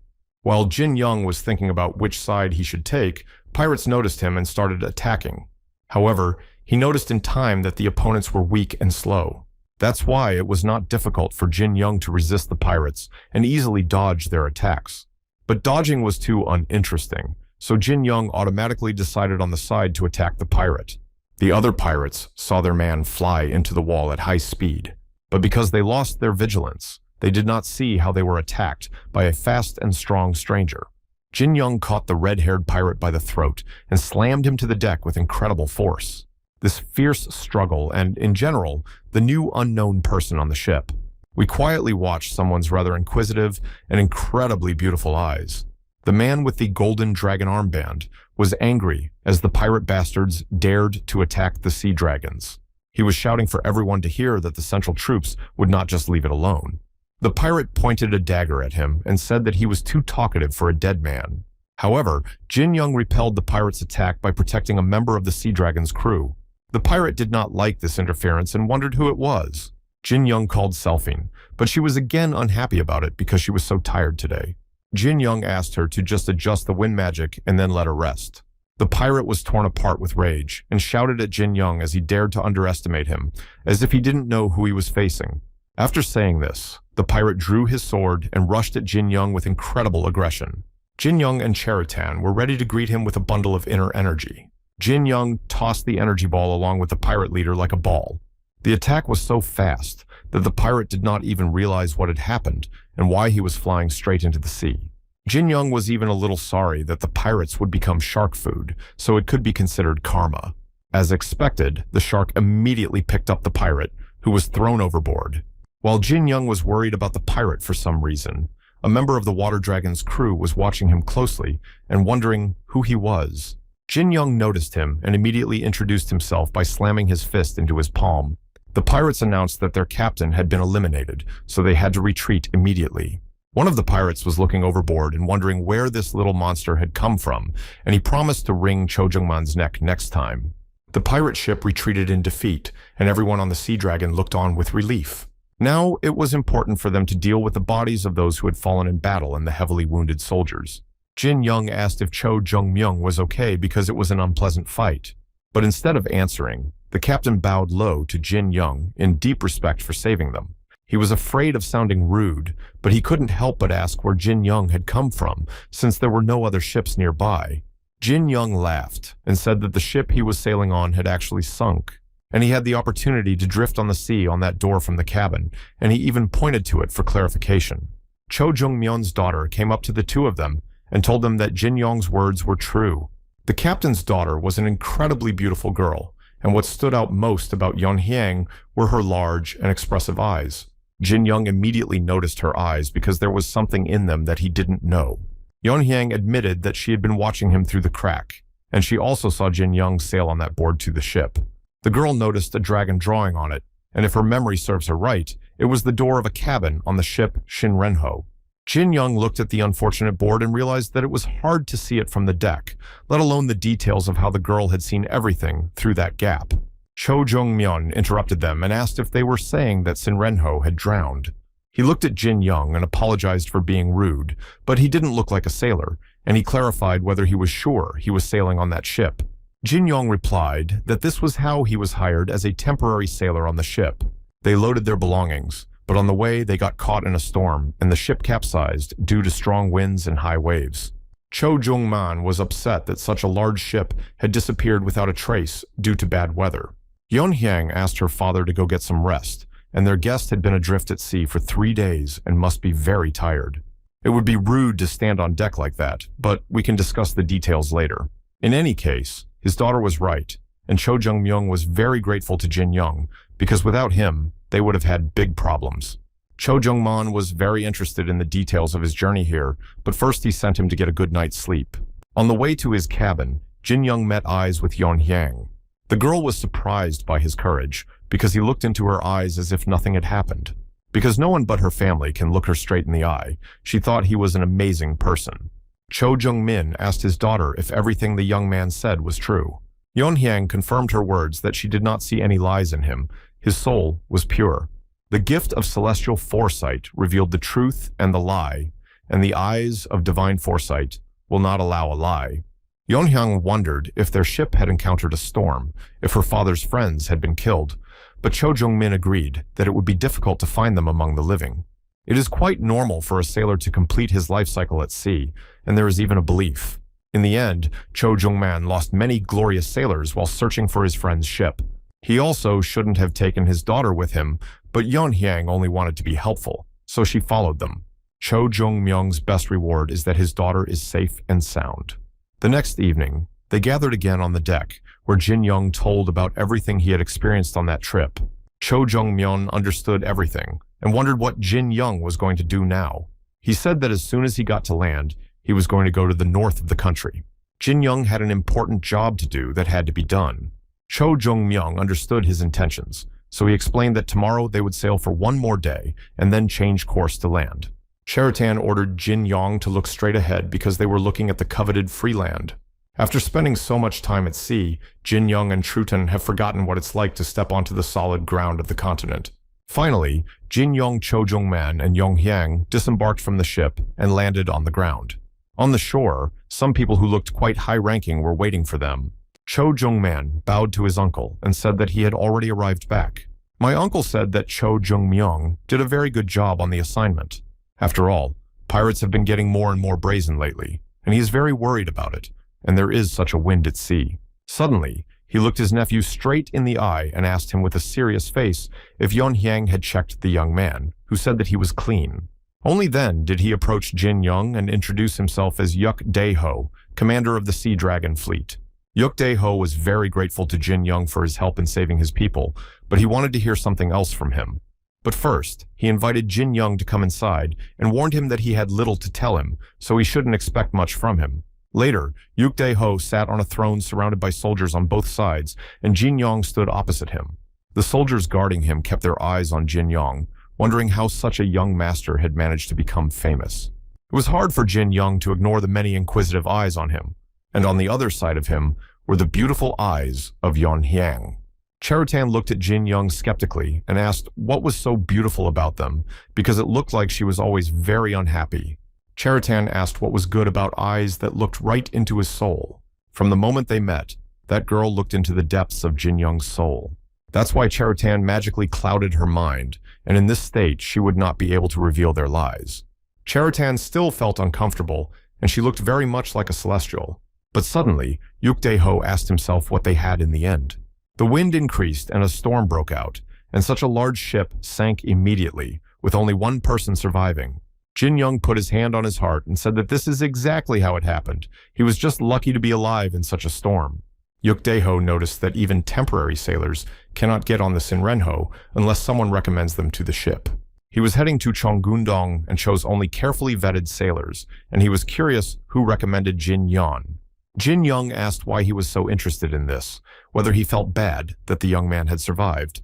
Yukdae-ho explained to him that if you think about it, no one really noticed that Shinrenho was missing because he regularly sailed to Cheongdong. And suddenly, there is only one survivor and a living person, and the ship itself sank during the storm. The problem was that it was an unknown person. Of course, those who sailed on the same day talked about strong winds and high waves, but they were not happy. None of them mentioned in their reports a storm that could sink a large ship. Jin Young asked Cheritan why no one knew there was a storm, and he replied that perhaps the storm started only in the place where the spatial wall was open. Jin Young knew that no one would believe in the existence of such a wall. They might even think he was lying, and that his true intentions were completely different. Jin Young asked them to be frank with him and tell him directly what they wanted to know from him. Yukdae-ho said that it was really time to get to the point, so they would like to know his identity. After all, if it was a real storm, it could sink any ship, no matter how big it was. However, even those who are considered to have been born at sea would not have been able to get out of there, and only a young man who relied on one cabin door survived. Regardless of the fact that Cho Jung-myung recognized Jin Young as a skilled fighter, he finds it hard to believe. Jin Young smiled and finally realized where this was going. One man, who was close to Yukdae-ho, asked the young man why he was laughing. Jin Young explained that he was very amused by how much people can be distrusted. The second person with the Sea Dragon armband shouted that the little bastard had no right to talk like that. He got up and quickly went to deal with the ill-mannered Jin Young. He shouted how dare he talk to the commander-in-chief like that, and everyone watched with bated breath, especially Yong Hyang. Jin Young realized that there was no point in proving anything to them because they just wanted to know what he was capable of. The man had already attacked him, saying that he would now test his skills and see what he could boast of. Jin Young was knocked back a long way by his attack, but managed to stay on his feet. For some time, they threw each other until they switched to close combat. Jin Young skillfully attacked and repelled the enemy's equally professional attacks. Then he bided his time and delivered a powerful blow to his opponent's stomach. This left Yukdae-ho and his close associate's jaws hanging in amazement. The enemy was defeated, and Jin Young looked triumphantly at those who doubted his abilities. The second commander analyzed in his head that he could not even see his movements. He did not understand how this was possible. Yukdae-ho ordered Commander Guak to also check what Jin Young is still capable of. Commander Guak obeyed the order of the fleet commander, so he was already standing opposite Jin Young. Guak praised Jin Young, saying that the previous battle was incredible because the defeated was never a weakling. He wondered who he was. Jin Young reminded him that he had already said his name before, so did he really want to start all over again? Commander Guak drew his sword and said that he did not want to repeat it, but he would have to interrogate him with his sword. Unarmed Jin Young took a defensive posture and ordered Guak to attack him. Commander Guak attacked him with his sword, but Jin Young dodged his attack by jumping behind him. Commander Guak, turning back, swung his sword again, but to no avail, for his young opponent dodged all his attacks. Jin Young realized who he was dealing with, so he gave his fist magical power to counterattack his opponent. Quickly reaching Commander Guak, he hit the enemy's chest with his magic fist. Catching his breath, Guak wondered how Jin Young had managed to hit him so hard in an unstable stance. Commander Guak realized that he was dealing with something more than just a kid, so he needed to do his best, so he gave the sword magic. Jin Young immediately realized that he had imbued the sword with Tao energy. Commander Guak warned Jin Young that this time it would not be so easy to defeat him. He attacked him with his sword using a cross-cutting technique. Jin Young didn't even move, even though there was an energy wall in front of him. Yak Jin Young smashed it to pieces with his magic fist, surprising everyone, especially Yukdae-ho. Jin Young warned that if he continued to attack, he would no longer be able to restrain himself in strength. Commander Guak, hiding his sword, said that there was no need for this because there was no place to humiliate himself anymore. He bowed down before the fleet commander-in-chief and said that he had tarnished the name of the sea dragons, so he did not think he could continue to serve as a commander. Yukdae-ho assured Guak that everything was fine because they hadn't expected Jin Young to be so strong and capable. He went down to Jin Young and tried to justify what was happening here and hoped for his understanding, because if Jin Young were in his place, he would have done the same. Yukdae-ho apologized to the young man as he felt sorry that he could not respond to his help in a decent way and only inconvenienced him. Jin Young decided to turn the situation in his favor, so he asked if he could ask for something in return. After all, the sea dragons were considered one of the 3 pillars of the Merchants Association, and as far as he knew, they were unrivaled in intelligence. Yukdae-ho said that what he said was completely true, and he wondered what Jin Young wanted to know. Jin Young explained that the association supplies most of the items to the imperial court, so he had a small request. Jin Young told Yukdae-ho that he would like to know a little more about the imperial palace. Yukdae-ho was surprised by his request, because didn't the young man know how dangerous it was to disclose such information? Yukdae-ho promised he would do his best, but what he was looking for could put their fleet in even more danger. Jin Young explained that he only wanted to know where some people were being held, but if it was so impossible, he would not insist on it. Yeonhyang decided to ask Jin Young if he hadn't told her earlier that he was heading north. Jin Young told her that his plans had not changed. Yeonhyang said they also have business on the way north, so it won't take long if he allows it. But before she could finish, Jin Young agreed to her proposal with a surprised expression on his face and said he would first listen to her business. After the conversation, they went to a tea shop to talk about the details of the trip. Yong Hyun said that her sister Ha is very important to the Merchants Association and that she is holding a wake for her late mother in Tangshan. However, lately the road to it has not been easy, so she asked for support from the Sea Dragon fleet. They would probably be heading north in a few days, and Young Hyang asked if he could trust a person he knew nothing about. Jin Young smiled and said that he would have to go with them as well. Yeon Hyang poured tea and said that Sister Ha told her that she wanted to see her, even though she didn't like her very much. Recently, they have suffered very large losses due to pirate attacks. So many capable masters have died, so in this situation it is not known when they will be reprimanded by the association. Jin Young asked if she could refuse her sister Ha's visit, and Yeon Hyang said that she could not. Therefore, since it happened, she can only trust her own eyes. But if she is wrong, she will also be in great danger. Jin Young pondered her words for a while, weighing the pros and cons, and finally agreed to accompany her. Cherutan was angry with him, calling him a wimp, because he knew from the beginning that Jin Young was too soft.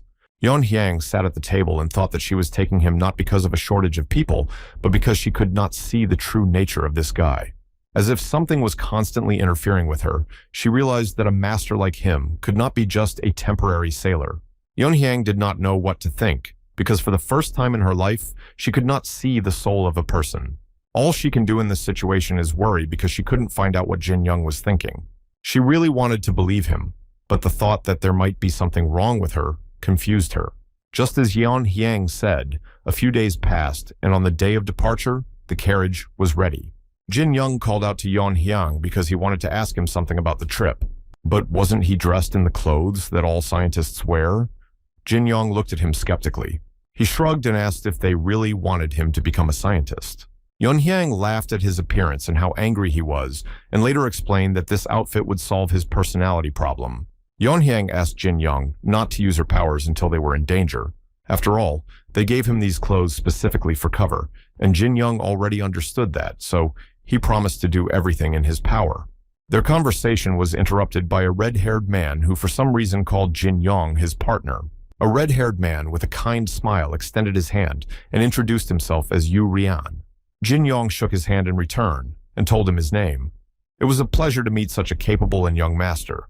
Yong Hyun explained that Yu Rian was one of their 5 best masters, and she thought he would be very useful because he had a lot of combat experience. Yu Rian had already heard the talk of Jin Young defeating Commander Guak, so he was happy to be entrusted with Jin Young. Jin Young was pleased with his praise and hoped that he could learn a lot from him on the road. After exchanging pleasantries, Yeon Hyang went to the carriage, and Jin Young stayed outside. He noticed that one of the attendants stood with his back to him all the time.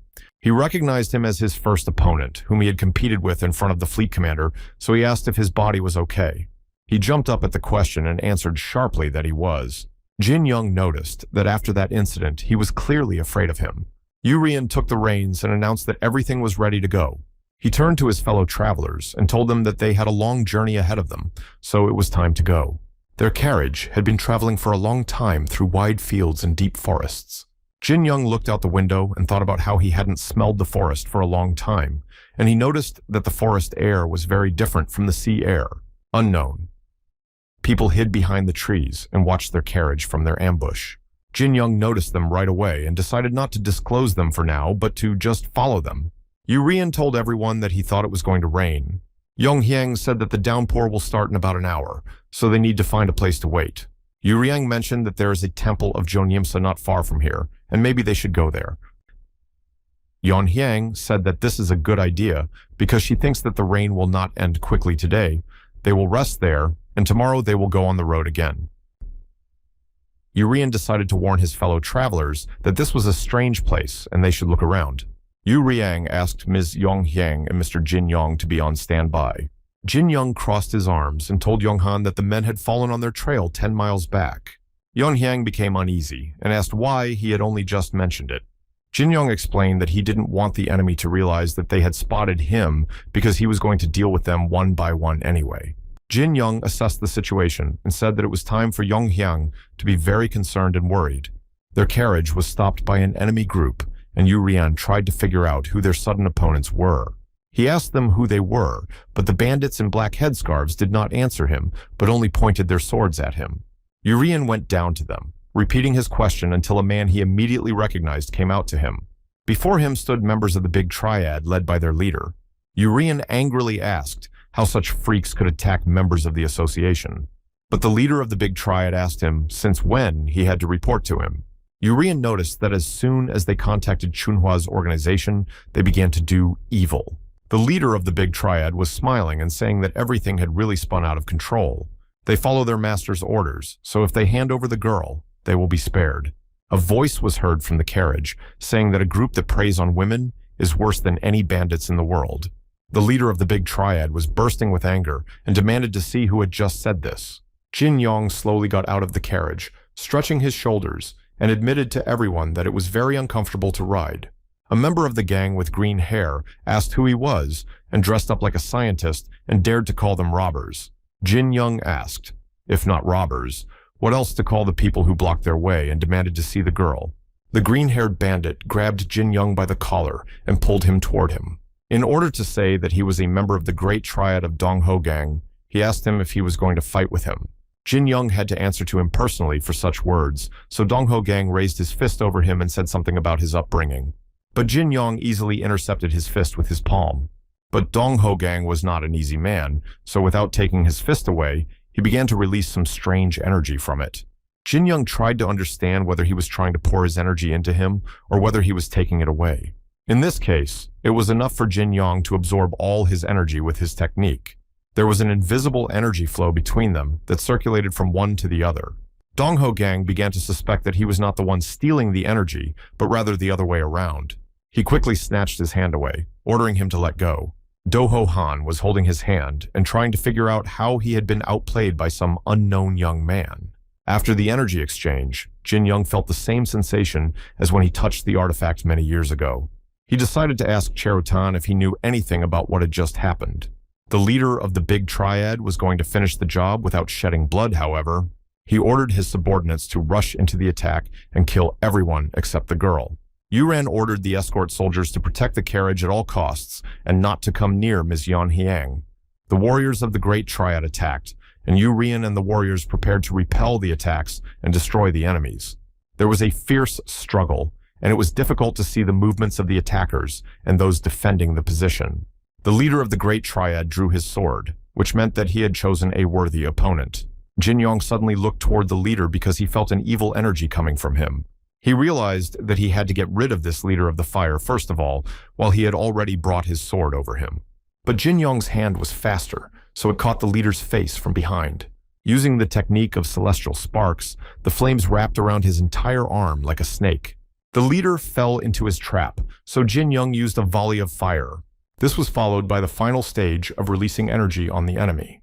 The flames enveloped the entire body of the leader of the Great Triad at once. His men could not understand how their leader could catch fire. They were distracted. Jin Young took advantage of this by quietly sneaking up on the enemies behind their backs. With quick movements, Jin Young attacked the Triad members on their heads. Jin Young was a tasty morsel for enemies because he was attacked by 4 people at the same time. Jin Young used the fantasy finger technique to release energy into the ground, triggering a powerful explosion. The earthquake knocked down all the attackers for a while, knocking them unconscious. Members of the Great Triad saw Jin Young as the dragon himself, breathing fire. Jin Young destroyed anyone who attempted to jeopardize the safety of the association's members. The rest of the enemies who had stopped their attacks and just watched their comrades being killed realized that they should surrender and run away. Jin Young stood in front of Dong Hogang, who asked him if he surrendered, would he spare him. Jin Young is not the kind of person who enjoys mockery, so he saw no problem in killing the retreating people. He was only interested in why they wanted to take that girl away. Jin Young crossed his arms and reminded Dong Hogang not to keep him waiting too long. After all, his brother had suffered severe burns, and if he was not taken to a doctor, he might be given to God. Dong Yong Han turned his head to the side and shamefully told Jin Young that they had obeyed Chunhua's order. Yon Hyang asked him if he meant the entire organization. Yong Hyang clarified that it was possible that Mr. Tuck gave them the order directly. Dong Yon Han replied that this was exactly what happened, and he told me to bring Yon Hyang. Jin Young asked why they decided to do it in such a radical way. Dong Yong Han explained that they were ordered to bring Yong Hyang regardless of the circumstances. Yon Hyang was upset because she understood everything. Jin Young noticed this and didn't ask anything. Urian ordered him to surrender because he did not think that his master wanted to start a serious battle. Moreover, even if he continues the battle, he still has no chance of survival. Urian thought that although it was hard to believe, they had a very capable fighter. The enemy gritted his teeth and asked if he should start begging for forgiveness and mercy. The members of the Big Triad picked up their wounded leader and left the battlefield. Jin Young watched them go and suddenly realized that today he had set a man on fire with magic, even though it could have been avoided. But the moment it began to absorb his inner energy, his thirst for destruction increased many times over, and Jin Young didn't even try to suppress it. He realized that if they continued to attack, he would have killed absolutely everyone in order to finally get rid of that thirst. Jin Young wondered if there was anything else he didn't know about the technique of absorbing the energy of the power of heaven and earth and controlling the soul. Jin Young and the others eventually made it to Junimsa Temple, where they planned to wait out the downpour. Yon Hyang was sitting in the room, and Jin Young was looking into the distance and thinking about his own. Yong Hyang thanked him, because if it wasn't for him, they would not have gotten out of there safe and sound. Jin Young said that he shouldn't thank him because he hadn't done anything special, but he was curious about the young Mr. Tak. Yon Hyang asked if Jin Young had heard of the Chunhua Trade Organization. Jin Young said he knew it was one of the largest trade groups. The owner of Chunhua, Tak Chun Bo, and his second son, Tak In Ho, is the young Mr. Tak. Jin Young did not understand why he wanted to kidnap her. Yong Hyang explained that 10 months ago, a hawk, a young Mr. Tak, came from Chunghua and told her that he wanted to take her to his place. It all happened that year on my grandparents' 60th birthday. Mr. Tak said he wanted to see the Genju district, so Yon Hyang accompanied him. She was sure that it was on that day that he noticed her. Yon Hyang knew that her father would be strongly against it. Jin Young thought that no one would refuse such a lucrative marriage, so what was the reason for refusal? Is it possible that this is because the Sea Dragons belong to an association? Jin Young has heard that those in power try to make a favorable marriage, so this is not the case. Jin Young looked at Yon Hyang and wondered if she would even want to go there. If I could refuse, it would not cause so much internal pain. Meanwhile, a door opened in one of the residences, and a man behind it said that Cho Yong Hyang would soon arrive in Tian. The woman was sitting at the table and asked if her brother Tak would also come. The guy said he got the news that In Ho is now with Tian. The woman told him to hurry there as well, and the boy said that of course he had to be there because he was very interested in how beautiful Yon Hyang had become. The woman smiled and said that in the heart of brother Tak Tai, this Cho Yeon Hyang was not only present everywhere. The guy raised his hands in the air and said that this could not be true because he was only attracting her attention so that their plan would work. The woman emphasized that they should try very hard because their parents' house is also looking forward to it. The woman hinted to the guy that thanks to this case, she would decide how to treat him better, so it was better not to disappoint her. The guy asked her not to worry because he would do his best to tear Cho Yun-hyang out of In-ho's heart forever. He leaned closer and asked if it would be better to erase In-ho from Yun-hyang's mind. The woman looked at him seriously and said that this was exactly what she wanted because it was all for the sake of her brother. In the cozy town of Tianjin, Yon Yuriang and Yun-hyang were sitting in a tea house. Urian said that they were lucky because they were not attacked on the way to Tian. He also asked if Ms. Yun-hyang was going to go to Tainan today. Yun-hyang said that they would rest here today and go there tomorrow morning. Suddenly, their conversation was interrupted by a man who said he had not seen Ms. Cho for a long time. Yun-hyang agreed with him and said that they hadn't seen each other for about a year. Mr. Tuck replied that they really hadn't seen each other for about a year. Tak In-ho looked her straight in the eye and said that during this time, his heart was full of emotions. He apologized for the incident with the detachment because there was a misunderstanding due to a misinterpretation of his order. Tak In-ho asked to politely accompany Yun-hyang, but they were too motivated. Yun-hyang did not let him finish and scolded him that he had almost killed a man. Tak In-hong said that fortunately everyone was alive, so he ordered them to keep their mouths shut so that they would not even dare to talk to anyone about that terrible incident. He also apologized to the sea dragons, so there's no problem. Meanwhile, Jin Young drank his tea and thought that this gentleman was a very self-confident person. Tak In-ho looked at Jin Young and noticed that this must be the scientist the whole triad was talking about. Jin Young said that it was indeed him, but he had a serious conversation with Mr. Tak. Jin Young warned him that he had never seen people like him end up well and advised him to be very careful. Tak In-ho noted that his words apply to everyone who has mastered the skills of martial arts. Yun-hyang watched the two of them argue and asked Mr. Tak if he would mind if she and her people went away and relaxed for a while. He had caused them a lot of problems on the way here, so they were very tired. So In-ho understood her hints and sent them to rest as soon as possible, promising that he would come to them again tomorrow. Yun-hyang refused because they would be leaving for Taishan early tomorrow morning. Tak In-ho said that they would meet tomorrow anyway.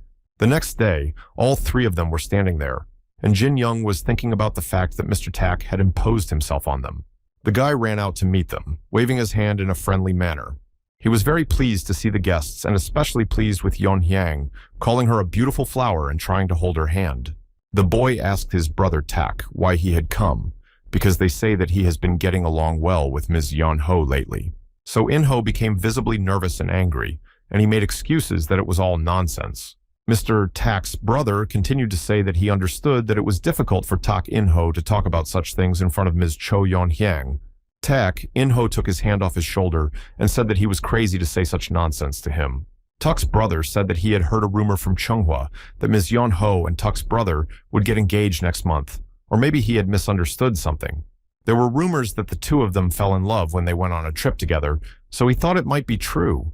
So In-ho justified that he met her while traveling and nothing more.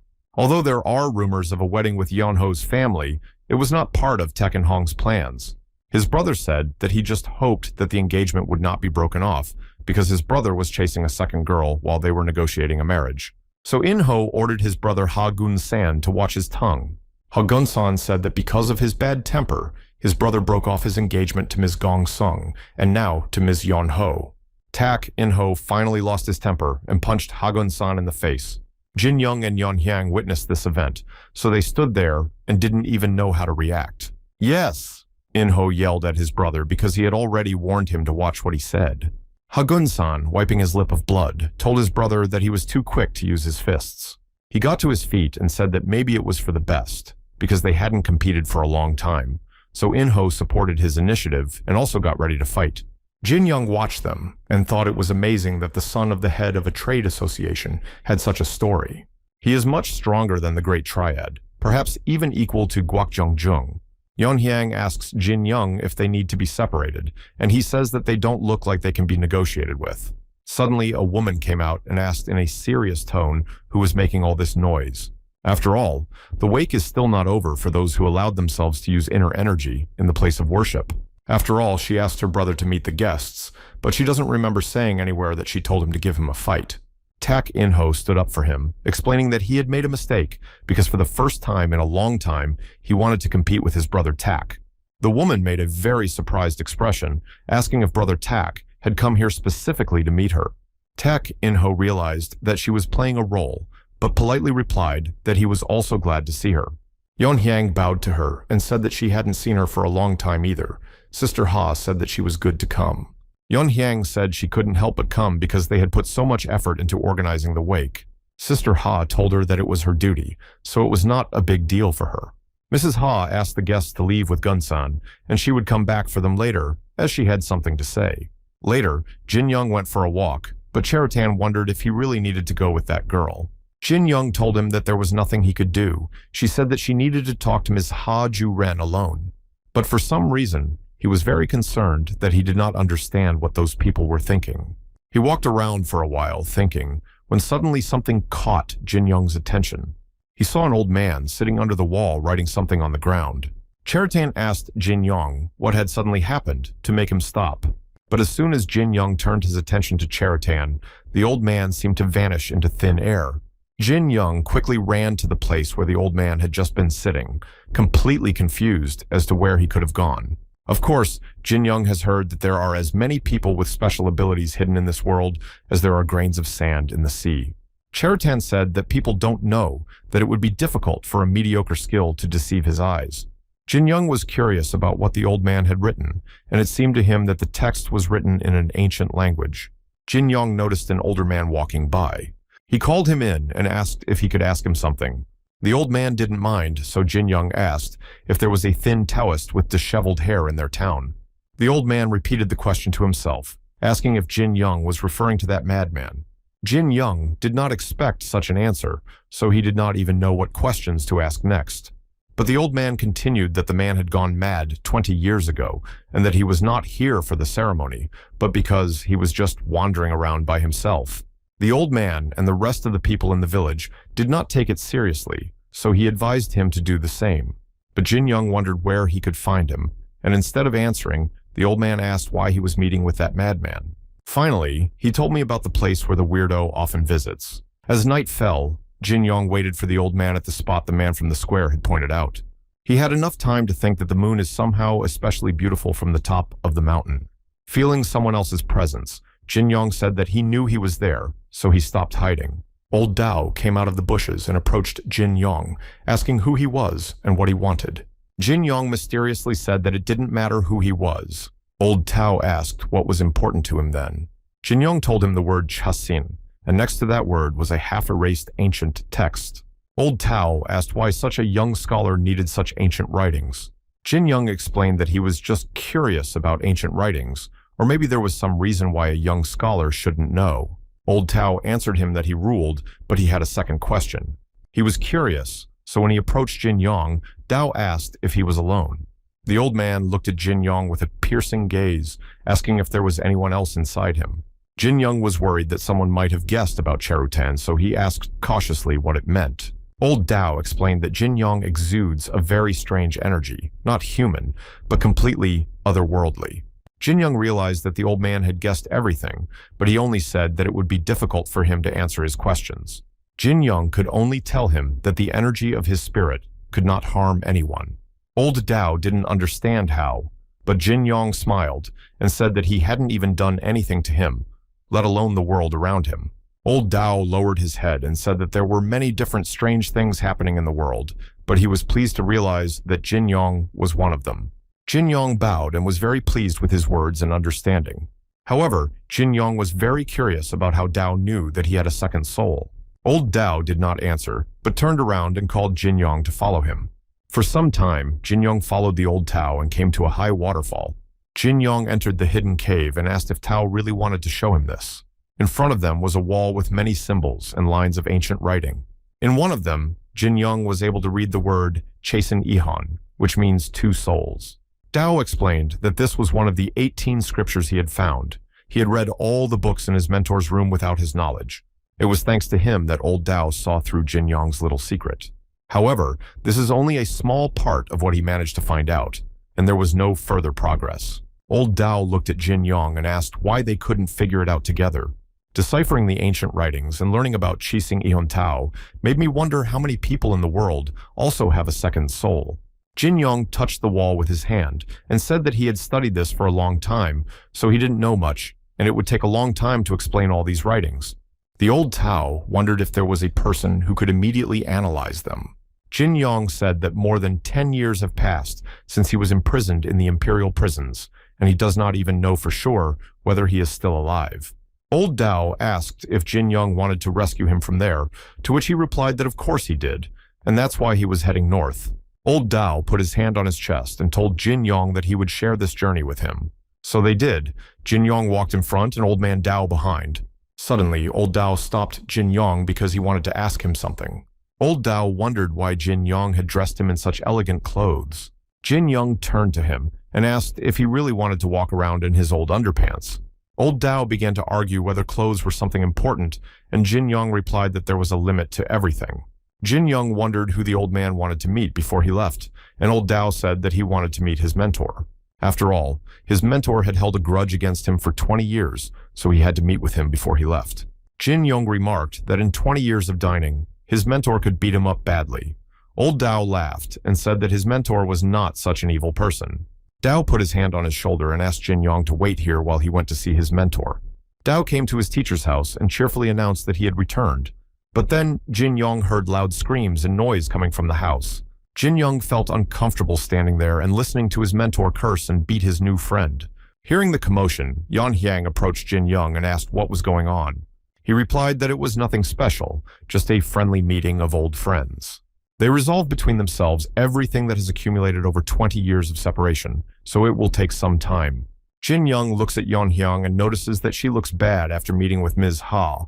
Yan Hyang said that her sister Ha said she would go north with her. However, she was more concerned about her father, who remained in the association. Suddenly, the door opened in front of them and Old Dao flew out of the house headlong. He got to his feet, shaking off the dust, and shouted to his mentor that he would definitely return and asked him not to get sick. The old mentor shouted that if he went to the north, he should look for his uncle, who was in a high position, and maybe he would feed him. Having spoken, the mentor forcefully closed his door in front of the beaten Tao. Jin Yong asked if Old Dao could not have avoided such a fate. Dao explained that he did not know of a better way to release the anger of his old mentor. Jin Yong looked at Dao and thought that he was envious that there were people who could do something like that. Yan Hyang turned to Jin Yong and asked who the man was. Jin Yong didn't know how to explain who the old Taoist was, so he took matters into his own hands and told her that his name was Zhongguan. He met Jin Yong and decided to go north with him. The next day, they packed all the necessary things and set off. Jin Yong and Zhongguan were traveling together in the same carriage while the old man was sleeping, and he was thinking over the fact that he cannot understand one simple thing about the trip. It goes without saying that Ha Gun-san accompanies them on their way north, because he needs to follow Haju Ren everywhere. However, Jin Yong could not understand why Taken Ho was riding in the carriage with the women. Perhaps In Ho is going to follow Miss Yang Hyang around. The escort from the Sea Dragon who led their escort saw something strange ahead. He waved to the rest of the convoy to stop immediately. Hagun-san came closer to the main escort and saw that some people he did not know were sitting on their road. Hagun-san noticed that they were completely blocking their way with their clothes. It looks like it was the mountain people of Chanmen, who often organize attacks on travelers. Hagun-san asked the commander why they had blocked their passage. The commander said that they were not their enemies because they had good relations with people from these places. The soldiers approached their captain and said they would go check what was going on. On the opposite side, mountain people were talking among themselves about two people approaching. At the order to prepare, everyone simultaneously reached for their weapons. Jin Yong was already fully prepared to engage in combat when he heard the enemy taking out their weapons. Zhongguan quickly woke up and jumped out of bed, completely confused about what was happening. Jin Yong jumped out of his carriage and approached the captain, asking him to call off the men who had gone to them, as it could be a trap. The captain did not understand what kind of trap Jin Yong was talking about. Hagun-san listened to Jin Yong and told the captain that there was nothing wrong with being on the lookout, and he also asked for the scouts to return. At the moment when the captain was explaining that those people were not their enemies, the people had already begun to attack the two people, sending their souls to God. The captain realized that he had made a mistake by not listening to the two young men, but he sincerely did not understand why they did so. The opponents asked their leader what to do next. The leader ordered his men to break through the guards and eliminate the woman in the carriage. The leader drew his sword, and upon the order to move forward, his soldiers jumped to their feet and rushed to attack. Jin Young was attacked by two warriors at once, but he managed to transfer his inner energy into his fist. He managed to neutralize the enemy with a strong punch to the stomach. As the rest of the enemy soldiers ran through him to the carriages, he realized that the target of those bastards was Ms. Cho Yun-hyang. Jin Young called Selphine, who yawned and asked what he wanted from her again because she was so happy when he didn't call her. Together with Selphina, Jin Young used the magical hand of flame technique. With the help of the spirit, their energy released a large fire tornado, stopping the enemies who were heading for the carriages and threatening the lives of those in them. Selphina yawned and asked if that was all, and Jin Young noticed that she hadn't changed at all. Jin Young listened to his own feelings and noticed that if he used basic magic, he didn't feel the urge to destroy everything around him like he did in the past. Jin Young realized what the underlying problem was, but just in case, he asked Cherutan to control his power. Meanwhile, an enemy soldier was approaching the escort commander with the sole purpose of destroying him. Dodging the attack, the commander turned to the soldiers of Chanmen. After wounding the attacker, he shouted how these mountain bastards dared to attack their allies. But instead of answering him, the enemy soldiers were approaching, swords in front of them. The commander used his speed and skill to quickly deal with the attackers with just one wave of his hand. Suddenly, a warrior named Chanmen appeared behind the commander's back and prepared to stab him in the back. However, the commander did not allow him to do so and quickly returned to him and repelled his attack. The head of the warriors, Chongmen, jumped and brought his sword over the commander. Repulsing his attacks, the commander asked why they attacked them. He did not understand how the mountain people could do such a thing. The head of the warriors, Chongmen, crossed his sword with him and replied that it did not concern him at all. The commander-in-chief filled his sword with his mana and attacked the enemy, but the enemy dodged his attack. Taking advantage of the opportunity, the head of the soldiers, Chongmen, wounded and knocked the sword out of his hands, thus leaving him unarmed. However, their fight ended there, as the head of the warriors, Chongmen, told him that they would leave as soon as they had dealt with the girl. The head of the warriors, Chanmen, smiled and added that they would leave as soon as they had eliminated all his men along with him. However, his plans were disrupted by Zhongguan, who stood between them and repelled the attack from the commander-in-chief. Zhongguan got into a fighting stance and said that it was already clear that such a psycho would not leave anyone alive. The leader of Zhongmyeon looked at him and could not understand how Zhongguan managed to block his sword with just one kick. Even his hand went numb from such incredible strength, and he realized that he was facing a very strong opponent. Leader Zhongmen decided not to retreat, but to attack Zhongguan. He imbued his sword with internal energy in order to deliver a sudden and critical blow to his new enemy. However, in front of him was only a large pit, with no body of his opponent, Zhongguan, who had disappeared. But as soon as the leader thought so, Zhongguan flew at him from the air with a new attack. In their duel, the initiative was on the side of Zhongguan, who struck fast and accurate blows all over the body of the Zhongmen leader. His opponent was already boiling with anger because Zhongguan not only struck, but also dodged and blocked his blows, leaving him without a chance. Leader Chanmen decided to use his trump card by giving the sword his mana, but he didn't because Zhongguan quickly kicked him in the face. Zhongguan saw his opponent disoriented in space by his attack and mocked him, saying that he did not expect anything else from a madman. Leader Chongmen found the strength to stand up, but thought that his shoulder was hurting badly. He was incredibly angry because he realized that he could not defeat Zhongguan, and he had no choice but to retreat. Jin Yong wiped his hand clean of the enemy's blood and asked to end it as soon as possible. He noticed that the furious leader Chongmen was coming toward him with his sword raised and an angry expression on his face. He thought that since he had already lost to Zhongguan, he would at least eliminate the weaker opponent.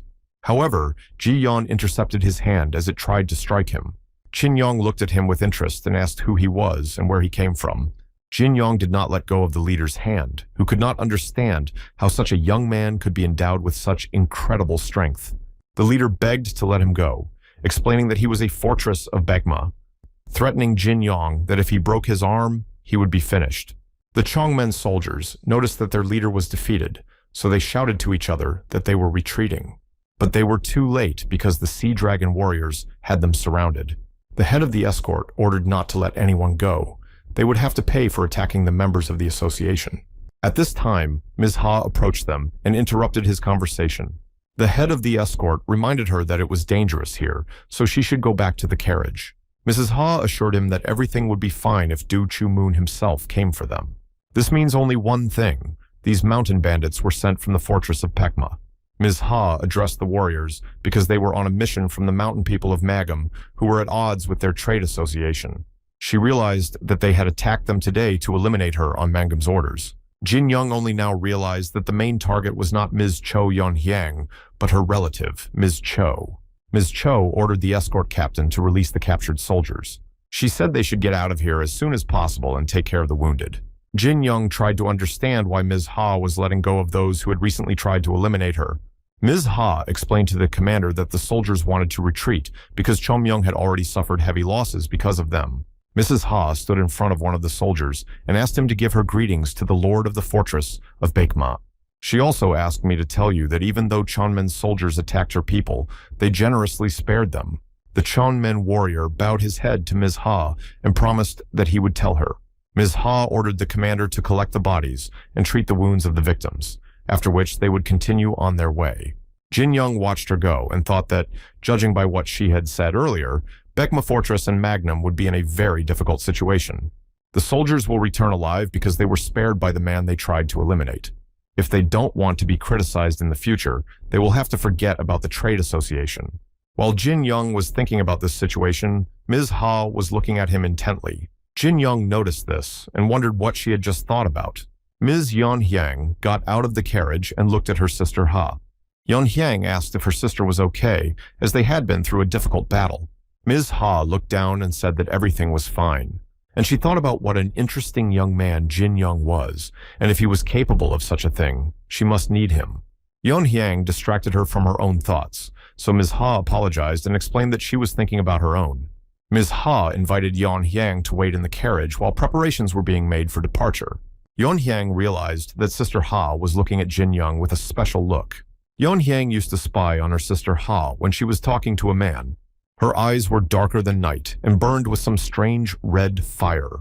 Yeonhyang immediately saw something terrible in her eyes, but she didn't say anything to her. The next morning, while walking around the square, she noticed something shocking. Under the wall, the same man with whom her sister Ha had talked the day before was sitting in his own blood. Yeonhyang stood there wondering what her sister was planning to do this time. After a while, the man on the throne was angry that instead of killing the girl, the soldiers had disgraced him. The head of the Pekma fortress shouted at his subordinates that they had defamed the name of their fortress. The head of the fortress covered his face with his hand and ordered them to go and find out where the people who had so maimed their leader, Du Jongmoon, came from. However, a stout, bald man stood in front of the head of the fortress. He asked the chairman to personally take up the case. The head of the fortress asked him if he really wanted to leave because he had done a lot of stupid things that time. Nevertheless, the head of the fortress allowed him to take up the case, but ordered him not to touch the association at all, because their time had not yet come. The burly man slammed his fist on his palm and accepted the order of the head of the fortress. At the time, Tak In-ho and Ha Gun-sang were walking around the residence. Ha Gun-sang told his brother that Jin Young had amazing fighting skills. Tak In-ho grimaced and said that his skills were just a common martial art. Han Gun-sang remained standing, and Tak In-ho walked on, thinking about something else, not even noticing that he was alone. Han Gun-sang thought that if he could benefit from his strength, who cares if it was just a martial art? As the evening came, Jin Young remembered that tomorrow morning it was time to hit the road. Yeonhyang bowed to Jin Young and thanked him for his protection, because if it wasn't for him, they wouldn't have been able to get out of the forest unharmed. Jin Young looked at her and asked what Ms. Yeonhyang was going to do next. Yeonhyang smiled and said that she had received a message from the chairman. In order to improve relations with the Sea Dragon fleet, they want to connect her with young Mr. Ha Gun-san. My father refused to marry Mr. Tak, probably because of the problems Tak In-ho caused them.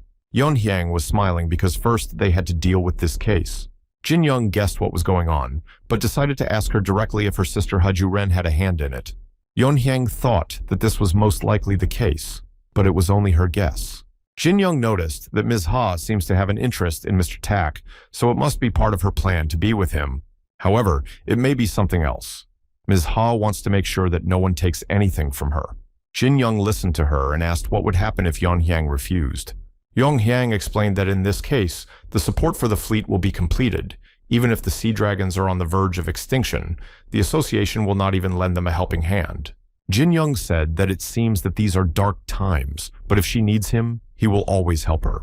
Yeon Hyang smiled and raised her hands, saying that it was not necessary because she was just exhausted from everything and wanted to talk to someone. It was so strange for her because Jin Young was not even related to her. Yeon Hyang nervously crossed her arms and asked Jin Young to listen to her. After all, Yeon Hyang only wanted to ask her new friend for one thing. If something happened to her or the Sea Dragon fleet, she asked Jin Young to take care of her father. The next morning, Jin Young stood pensive, and Jongwon asked if something had happened last night, and he didn't know. Today was the day when Jin Young would return to his home, but he was very depressed. Jin Young told Jongwon that he had something to think about. Ji Young would really like to help Ms. Cho Yeon Hyang right now. The alliance between Ms. Cho and Ha Gun Sang to keep her around is possible, and Ha Ju-ryong may not be in a hurry to do so. Jin Young suddenly realized that she still had a little time. While he was walking and thinking about the situation with Yeon Hyang, his feet led him to the gate of his home. Jongwon stood behind him and asked if this was really his house. For some time, Jin Young could not dare to go to the place where Jin Wei's soldiers had taken him as a young boy. And now, he is an adult and capable man who has come a long and thorny way on the way to his main goal. Nevertheless, Jin Young gathered his courage and knocked on the gate of his home. The house asked who was there, and Jin Young told his nanny that it was him. An old nanny came to the gate and asked me to wait a little longer because she was not so young anymore. Opening the gate, the nanny looked at the men and could not understand who they were and why they had come here. Jin Young told her that it was him, and it was not surprising that she did not recognize him because so much time had passed. The nanny could not believe her eyes. She tried to see that little boy in him. Realizing that it was really him, she screamed and hugged him, still unable to believe that it was Jin Young, alive and well. The nanny held his hand and said that she was very happy that he had finally returned home. Jin Young was also touched by her kindness and warmth because for some time she had been his mother's substitute while his father was busy with his experiments. Jin Young decided to take a walk around his house, so the first thing he did was go to his father's office. Everything was still the same. Nothing has changed since then, except that no one has been sitting at the desk for a long time. Jin Young touched the table as if remembering those carefree times when his father was still at home. Jin Young felt so sad because in this homely atmosphere, for a while, he felt like that 8-year-old little boy again. For a while, Jin Young stood at the table, nostalgic and analyzing his life. He suddenly remembered the hidden hiding place he had found on the very day he was taken to the island. He knew that even after all these years, the nanny could never have guessed what the painting on the wall was hiding. Cheritan told Jin Young that he would have to go down to decipher the ancient writings on that stone slab. Jin Young said he would do it as soon as he rescued his father. The nanny searched everywhere and finally found Jin Young in his father's room. Jin Young told her that he had left home so long ago that he was overwhelmed with memories, and now he had to save his father as soon as possible.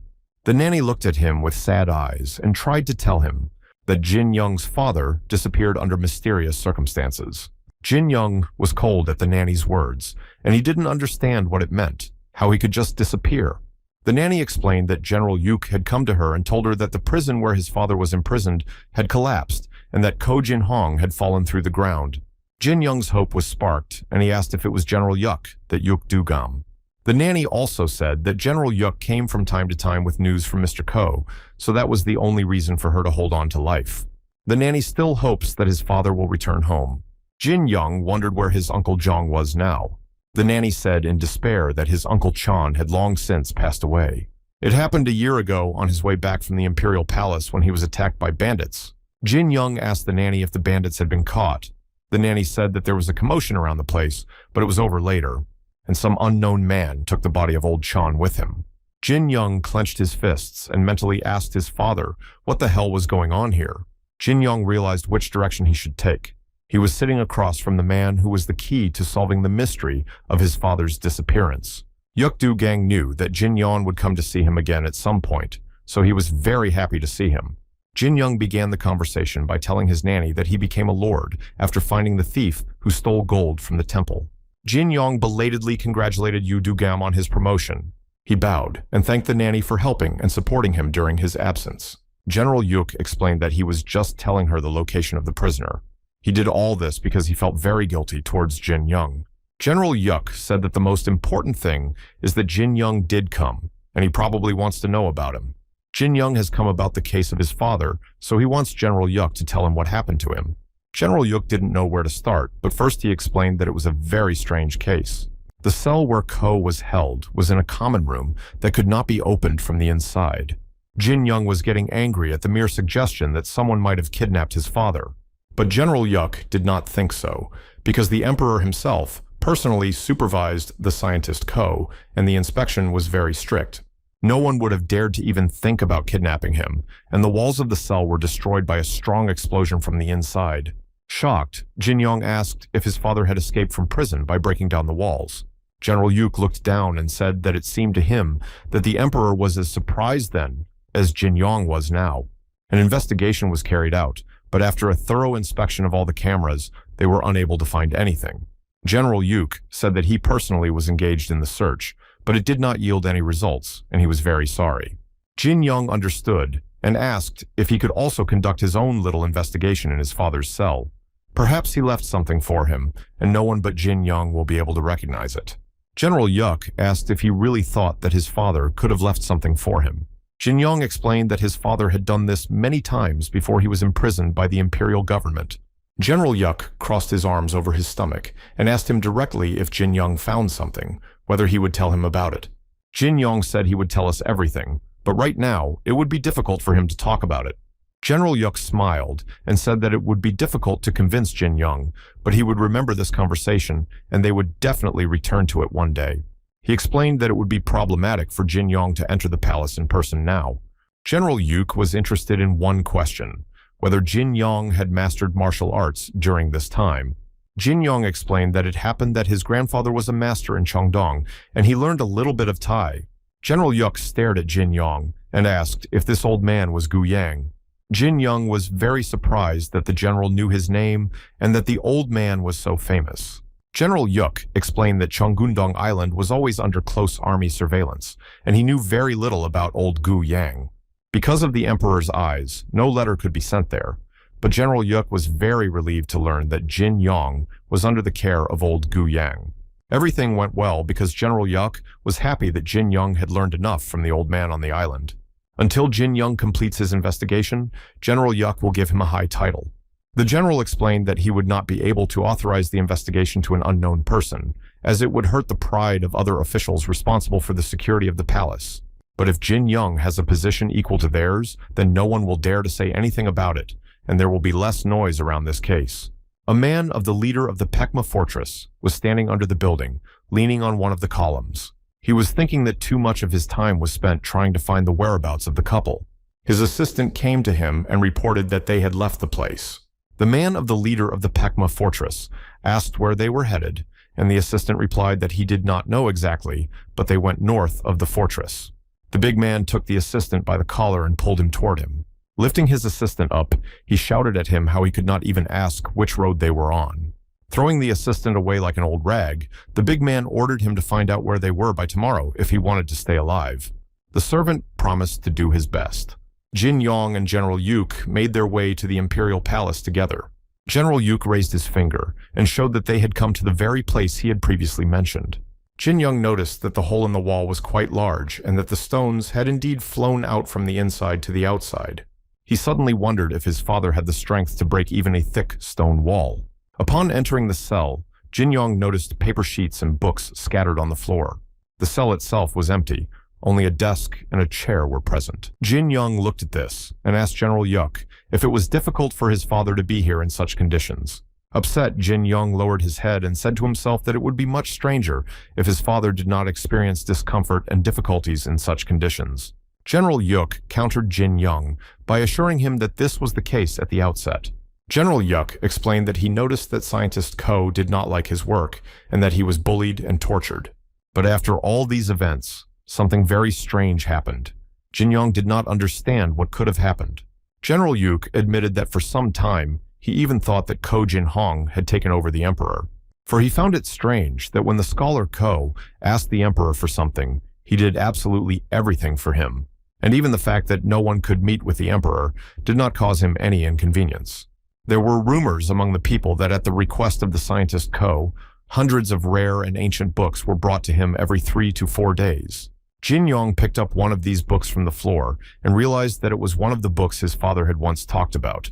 He also asked General Yuk if he could find out which books were delivered to his father during his stay in the imperial palace. General Yuk immediately realized what Jin Yong was trying to find in them, but asked him directly if he thought his father might have written something important down. Jin Yong flipped through page after page, answering the general that he thought his father definitely needed these books for something. General Yuk said that when the books were taken out of the palace, they were carefully checked. They needed to know if the book was dirty or torn. The guards would definitely notice if new words were written or new drawings appeared. Jin Yong wondered if the emperor would ever personally conduct an inspection. After closing the book, Jin Yong told the general that there are things that even 100 people will not notice. Meanwhile, in the forest, a big man stood looking off into the distance. A messenger appeared behind him with urgent news. The envoy said that the reconnaissance revealed their exact location. One of them now lives on the mountain behind the northern gate. The big man said they were going there right now, but the messenger tried to stop him by reminding him that they had not been ordered to attack them. The messenger was worried that the big man would do something without the bishop's order. But before he could finish, a huge man's fist hit him right in the stomach. He told him to know his place and not to tell him what to do, but to show him the way immediately. The messenger held his stomach and was afraid to even look at it again, so all he could do was obey his order. At the imperial palace, Jin Yong was still conducting his little investigation, and General Yuk was wondering what he was going to do next. He also said that it was too late to go to the library to get books. Even if they went to the library, it would be closed. Jin Yong still wanted to take a final look around, so General Yuk allowed him to do so, and in the meantime, he went to make a report. The general also said that Jin Yong's friend was waiting for him outside, so he asked him not to be late. Jin Yong tried to analyze everything in a new way. Since there had already been an investigation, most of the things had probably been taken out, and what was left in the cell has no value. Jin Yong looked around and realized that he didn't even see any hiding places. However, Jin Yong's attention was drawn to a scroll hanging on the wall of the cell. Jin Yong recognized the drawing of the dry Sikova Habil on it. He read that there was a shadow of a bird on his hand, and then another, and then there were two, and suddenly you saw the shadow of a third bird, but there were only two shadows. And he who seeks will always find. Jin Yong tried to understand the meaning of what he had read. He even thought that this text was written by a child for a joke, but suddenly Jin Yong remembered that he had heard this text before. When I was a little boy, my father told me that learning never ends, just like those ancient scrolls his father is constantly studying. At first glance, it looks like traces left by birds, or as if a child had scratched writing.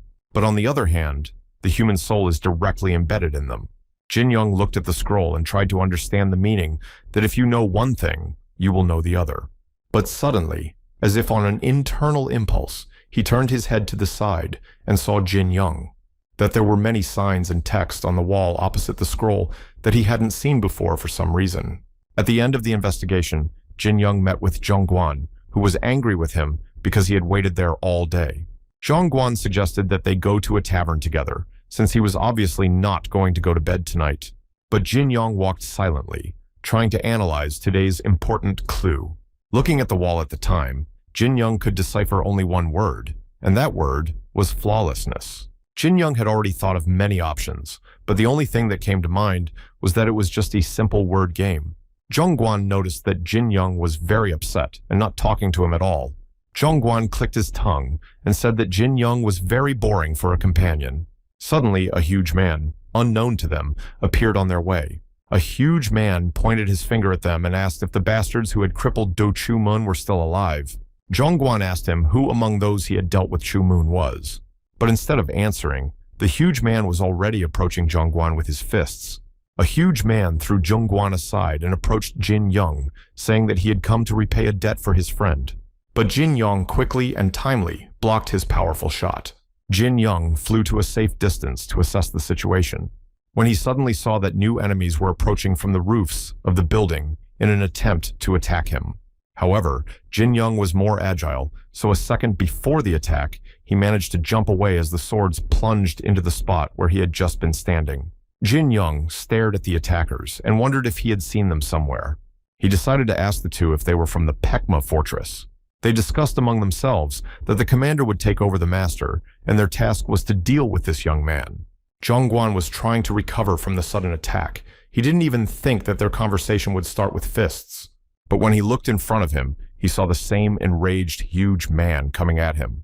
Zhongguan also pointed his fist and addressed him, saying that if he makes noise in the middle of the night, people will be outraged because he will disturb their sleep. The moment their fists met, an energy wave arose between them and spread over a great distance. Such a powerful blow even split the ground between them, but they both managed to stay on their feet. The huge man said he was disappointed because he never thought his friend would be defeated by a smelly old man. Zhongguan was not angry at his words, but rather amused, calling his opponent very self-confident. He stood up and said that he wanted to personally check what he was capable of. Zhongguan quickly approached the enemy and attacked him with the first powerful punch to the face, to which the huge man did the same to him in response. However, his second punch was no less powerful, right in the old man's stomach. Zhongguan again aimed at the enemy's face, but this time he failed because his arm was intercepted, and holding him by the same hand, they threw him directly on his back. Zhongguan was lying on his back, thinking of different moves and trying to come up with the right strategy.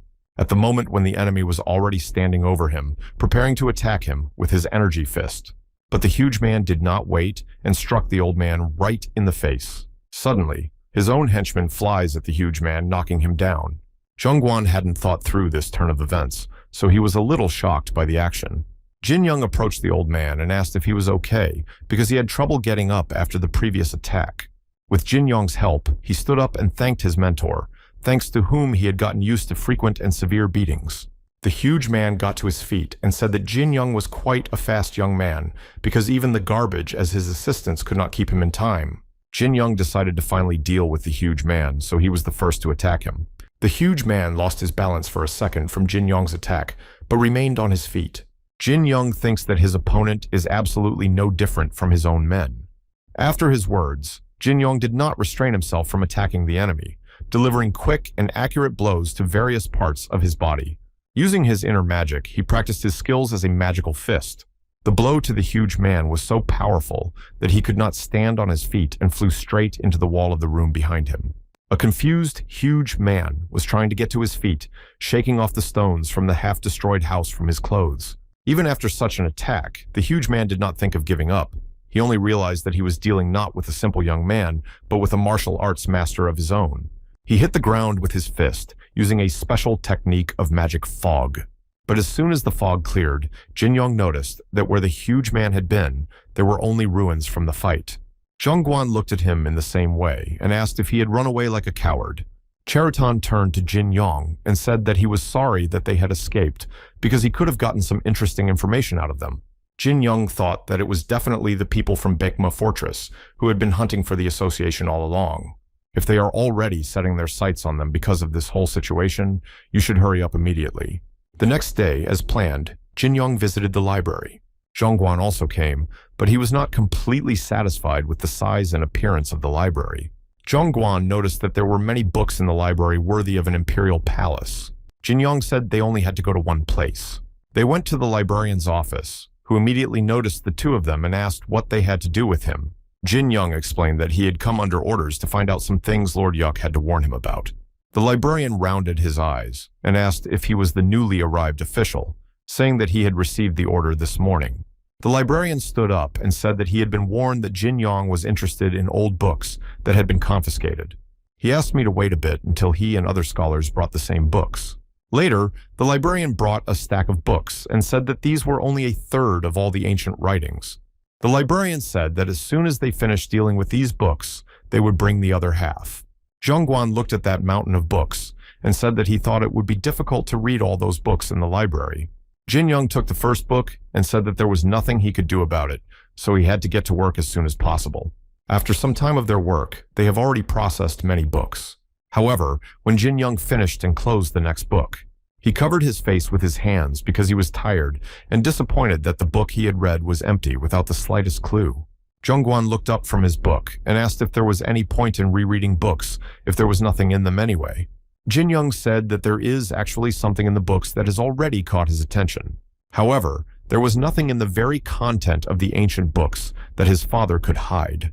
On the contrary, he hid his message by using the order of the titles of the books he used most often. If Jin Young understood correctly, The father probably expected his son to find out about it when he visited the palace. The poem in his cell and the two hieroglyphs, Tik and Kel, one for heaven and the other for earth. If you combine them, you get the third, his body. Jin Young was unsure of his guesses, so he decided to ask Cherutan. It turns out that his father studied the technique of absorbing the energy of heaven and earth to control the soul, and even a level higher than him. If my father had dared to study that technique with his stubbornness, he would have undoubtedly gone much deeper into it than he did. However, if my father learned it and was able to escape from the palace, why didn't he return home at least once to see his nanny? Perhaps he was afraid of the emperor's persecution, and even so, he would not have disappeared by leaving his nanny. Jin Young thought about the fact that the emperor doesn't know for sure, but the strange thing is that no one is stopping him. Even if General Yuk had given Jin Young special rights, they would still be useless in the eyes of the ruler. Jin Young could not understand why the emperor did not pay any attention to him. Jin Young, General Yuk, and Zhongguan returned to the destroyed cell together. General Yuk asked if there was anything else to see in the detention room. Jin Young said that they had found out something at the library, but he wanted to check it again to make sure he was right. But when they entered the cell, it was completely empty from the floor to the walls. None of those present could understand how it happened that the camera was completely removed. General Yuk told Jin Young that he needed to report this to the Minister of War. Sitting at the table, they told the military minister about everything that had happened.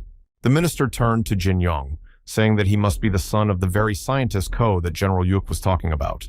He decided to officially introduce himself as Gun Sung-hak, the Minister of War and head of the Golden Guard. Minister Gun Sung-hak looked very closely at old Zhongguan. Zhongguan felt uncomfortable with the minister's gaze. Gun Sung-hak asked the audience if they had any idea who the people were who erased all the evidence in the cell. The minister suggested that it was probably the work of Wang He, who is the head of the spy squad. General Yuk explained that this is the palace's intelligence corps, which is on par with the Golden Guard, whose job is to suppress corruption and rebellion. But the nuance is that it was the Golden Guard who conducted the investigation in the detention room because it was not their competence.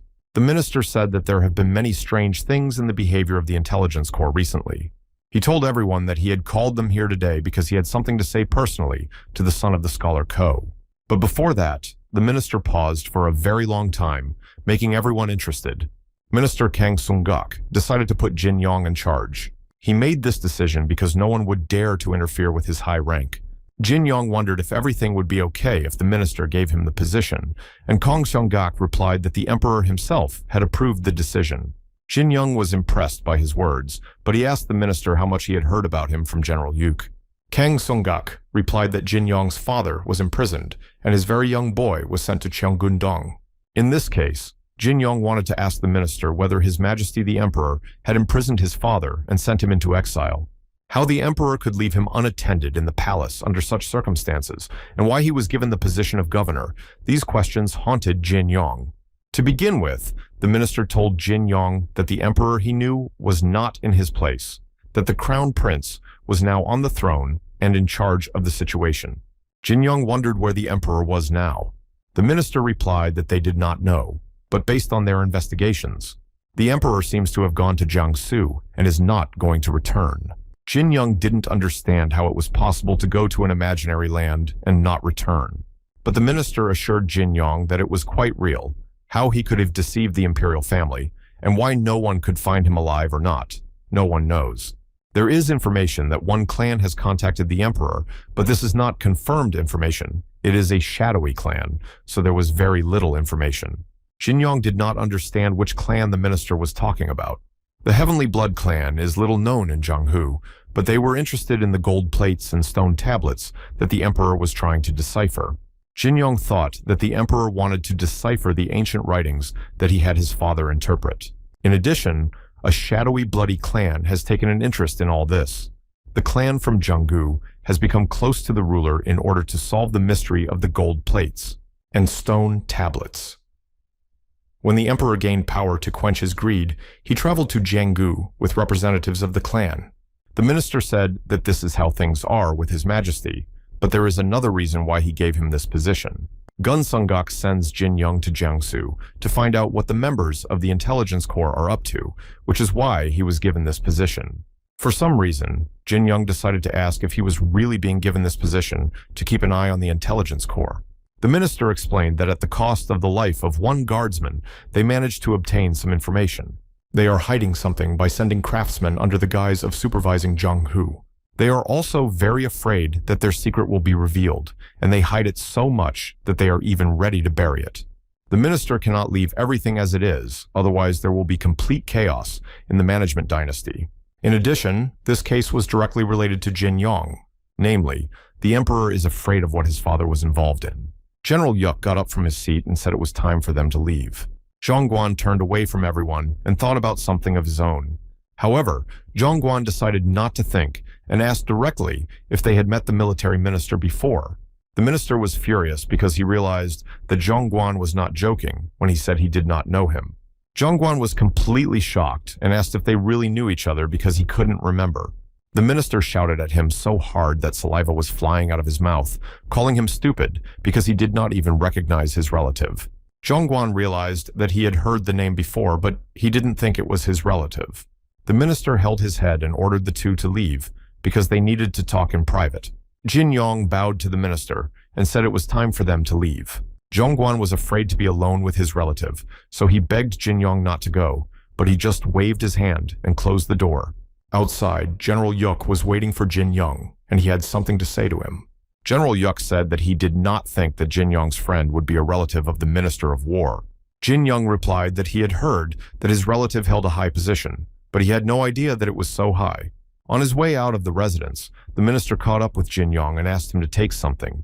It was a scroll with a message that had to be passed to one person. Jin Yong took the scroll and asked the minister who should receive it. The minister explained that he was going to receive his old friend, whom he had not seen for about 20 years, and he had heard that he was alive and well. But there are few smart people like his friend in this world. If he can find and give him the letter, his friend will be able to help him. The minister said that people in Jiangsu call his friend Nu Xingguan a hermit. He said that a year ago he lived on Mount Mudan, and if his judgment is correct, his friend is still there. Jin Young put the scroll in his pocket and said that he had heard about the hermits, but would it help him? The minister looked Jin Young in the eye and said that he would have no choice but to help him in this. He personally swears. Jin Young walked out of the temporary shelter and stared at the distance in front of him. Cherutan reminded him that they had a long way to go tomorrow, so it would be better if Jin Young got some rest. Jin Young explained that he felt a little uncomfortable not to act like this. The next morning, Jin Young looked at an interesting picture of the minister still punishing his relative Zhongguan. But someone approached him and said that there were rumors that he had joined the Golden Guard, so it seems that he is very busy now. It was Ha Gun-sang who was waving to him, saying that it was not easy to find the place where Mr. Ko was staying. Jin Young asked because he couldn't understand why Mr. Ha Gun-sang was looking for him. Ha Gun-sang raised his hands in the air, assuring me that I shouldn't be so afraid because he had come just to talk. He also said that he had come secretly from his sister, so you shouldn't worry so much. Jin Young said they weren't even close enough to talk like that, so he asked what kind of business he was doing here, since he had come here secretly from his sister. Ha Gun-sang asked directly if Jin Young had heard of the Heavenly Blood Clan in Jiangsu. Jin Young stood there and just looked at Mr. Ha, saying that this was the first time he had heard of it. Ha Gun-sang said that in that case, it was better to get straight to the point because his brother and sister were involved. Namely, Ha Gun-seok and Ha Juren secretly decided to do something terrible together. Namely, to conclude an agreement between them and the Heavenly Blood Clan. They are going to invest an absurd amount of money in a ghostly clan that no one even knows in Jianghu. If something goes wrong, it will not only have a major impact on the association, but also harm the Heavenly Dragon Fleet. Ha Gun-sang doesn't know what kind of organization it is, but if those two are interested in this topic, they shouldn't ignore this fact. Jin Young listened carefully to Ha Gun-san and asked him why he was telling him all this. Ha Gun-san shrugged and laughed, for there was no particular reason for it. He just thought it would be nice to make friends with Mr. Ko Jin Young. After a while, Jin Young stood in the forest and said that he did not know what the people from the association were aiming for, and no one knew what was going on in that snake's den. Jin Young turned to the man and asked him if he agreed with what he said. The same martial arts master from the Pekma fortress stood silently looking at him. Jin Young noticed that he didn't even try to hide his presence, so he wondered what he was up to this time. The master of the Pekma fortress replied menacingly that he was not the kind of person who should hide. The master pointed his finger at Jin Young and said he was going to overpower him and take him with him, and he thought to himself that he had violated an order to simply follow him. After the warden was spotted leaving alone, it was a face-to-face meeting. The master took a fighting stance and thought that he had no other choice but to catch this young man. Jin Young looked at the master skeptically and asked if he didn't need a beating next time. The master of the fortress, Baekma, became energized and answered Jin Young with a refusal. He approached Jin Young with his fist raised near his face and told him that this time everything would be different. Jin Young dodged the master's attack at the same moment he began to release his own energy. Having accumulated enough energy, Jin Young attacked the master, but the latter blocked his blow with his hand. In turn, the master of the Baekma fortress struck Jin Young in the stomach. After flying a few meters, Jin Young stopped, but the flying master was already preparing to strike again with his fist. Jin Young jumped back and decided to use retreat tactics to think about strategy.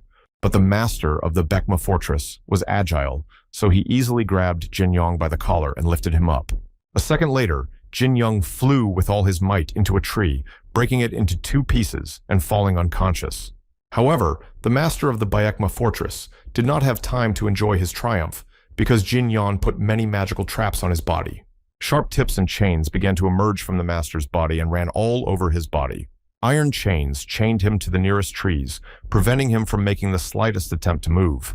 Jin Young's strategy paid off because the master was panicking because he couldn't move, so he broke the illusion of imprisonment. Jin Young approached the master and said that he would like to ask him a few questions. The master of the Baekma fortress looked at the young man with hatred and asked if Jin Young really thought that he would fall at his feet so easily. Jin Young decided to show the master what position he was in, so he kicked him and stood on top of his stomach. He cannot be so lenient as to give mercy, but if possible, he should answer questions as honestly as possible.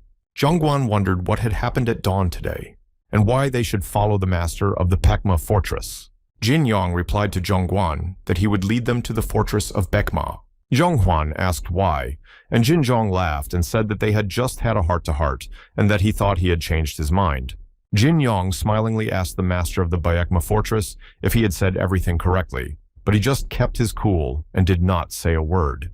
Suddenly, something caught the martial artist's attention. He told his fellow travelers that there seemed to be some kind of unpleasant clash. Zhongguan approached the body of one of the soldiers and realized that it had been about an hour since they died, and the body was too clean for those who had fought. Judging by their clothes, they were ordinary soldiers, and the master examining their weapons said that he thought they were Ping soldiers. The master of the Baekma fortress showed them the sword and said that he thought so because of it. This Hong Yuhan sword is the same sword that is the symbol of Peng. Judging by the clean blade, they were attacked suddenly and did not even have time to use their weapons. Zhongguan said that if these are Peng's soldiers, they are strong people known all over the world, and they could not be defeated so that they could not strike back. Jin Young said that if you go through the mountain ranges, you can meet the followers of the Path of Liberation, and if you tell them, they will take care of the bodies of Peng's people. Suddenly, Jin Young felt a strong alien presence right next to him. However, when he turned around, he saw no one at all, only the landscape of the forest that stood before him. Zhongguan noticed that Jin Young was very worried and asked him what was wrong, to which he said that someone was obviously following them. The master of the Baekma fortress theorized that it could be some criminal watching nearby. Jin Young assured him that this was not the case, as he felt no anger, so they should leave immediately. An unknown man stood in the place where they had recently conducted their investigation and looked at the overturned carriage. The man was asked if he had found anything, and he answered, which was a little too late because their target of pursuit had already destroyed Peng's soldiers and disappeared in an unknown direction. He was thinking that he needed to develop a new plan, and the other man's task was to report it to their lord. And he, in turn, is going to continue to pursue Yom. He was left alone and thought about how Jin Young had noticed him from such a long distance. The man thought about whether he should involve Jin Young in his business. After a while, the furious chairman slammed his fist on the table and asked who dared to ignore them and destroy the Peng members. The chairman was furious and demanded to know more about the unfortunate incident. The subject said that the news was reported by a man named Ko Jin Young, who found the broken carriage while traveling from north to south. He also said that no one survived and that the followers of the Path of Liberation called him a state official. However, the people in civilian clothes did not want to reveal their identities, and the followers were unable to find out more information. The second man asked if those people had said anything about the object. He sadly bowed his head and said that no one had said anything about the subject. What was the likelihood that the people who reported the news had noticed the bodies? And he was told that they did not have an answer to this question at the moment. The chairman stood up and decided to personally leave with him, and only the fourth and fifth would go, while the rest would wait for his orders. The advisors jumped up and assured the chairman that there was no need to act personally. The chairman said that his brother and nephew had taken their own lives. He had lost the Hoge children and even the subject matter, so he had to act alone. However, his uncle came into the room and told the chairman that for him he was just a younger brother, but for him personally, he was a son. Therefore, it was he who should go. The old uncle reminded him that the head of the house had a duty to protect his family. My head was already covered with sweat from my uncle's words, so I just stood there with my mouth open.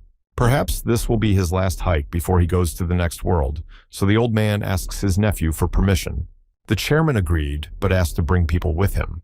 Meanwhile, a small group of people led by the master of the Pekma fortress was passing through the dense forest. However, they were closely watched by other people's inquisitive eyes, almost from the top of the tree. Suddenly, the man on the top of the tree became worried for some reason. He was looking at two people and could not understand where the third one had gone, because he was keeping his eyes on their group. Too late, however, the man felt Jin Yong's presence right behind him. He half turned around and asked Jin Yong at what point he had ended up there. But before he could finish his question, Jin Yong had already grabbed him by the throat and rushed down with him. A loud noise was heard behind the fortress master Baekma and Zhongguan, and they turned around in complete confusion.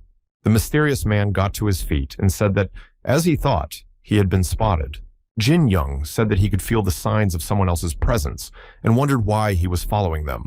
The mysterious man said that he would not go around in circles, but would ask directly if Jin Yong would do something with him, as he thought it would be of interest to him as well.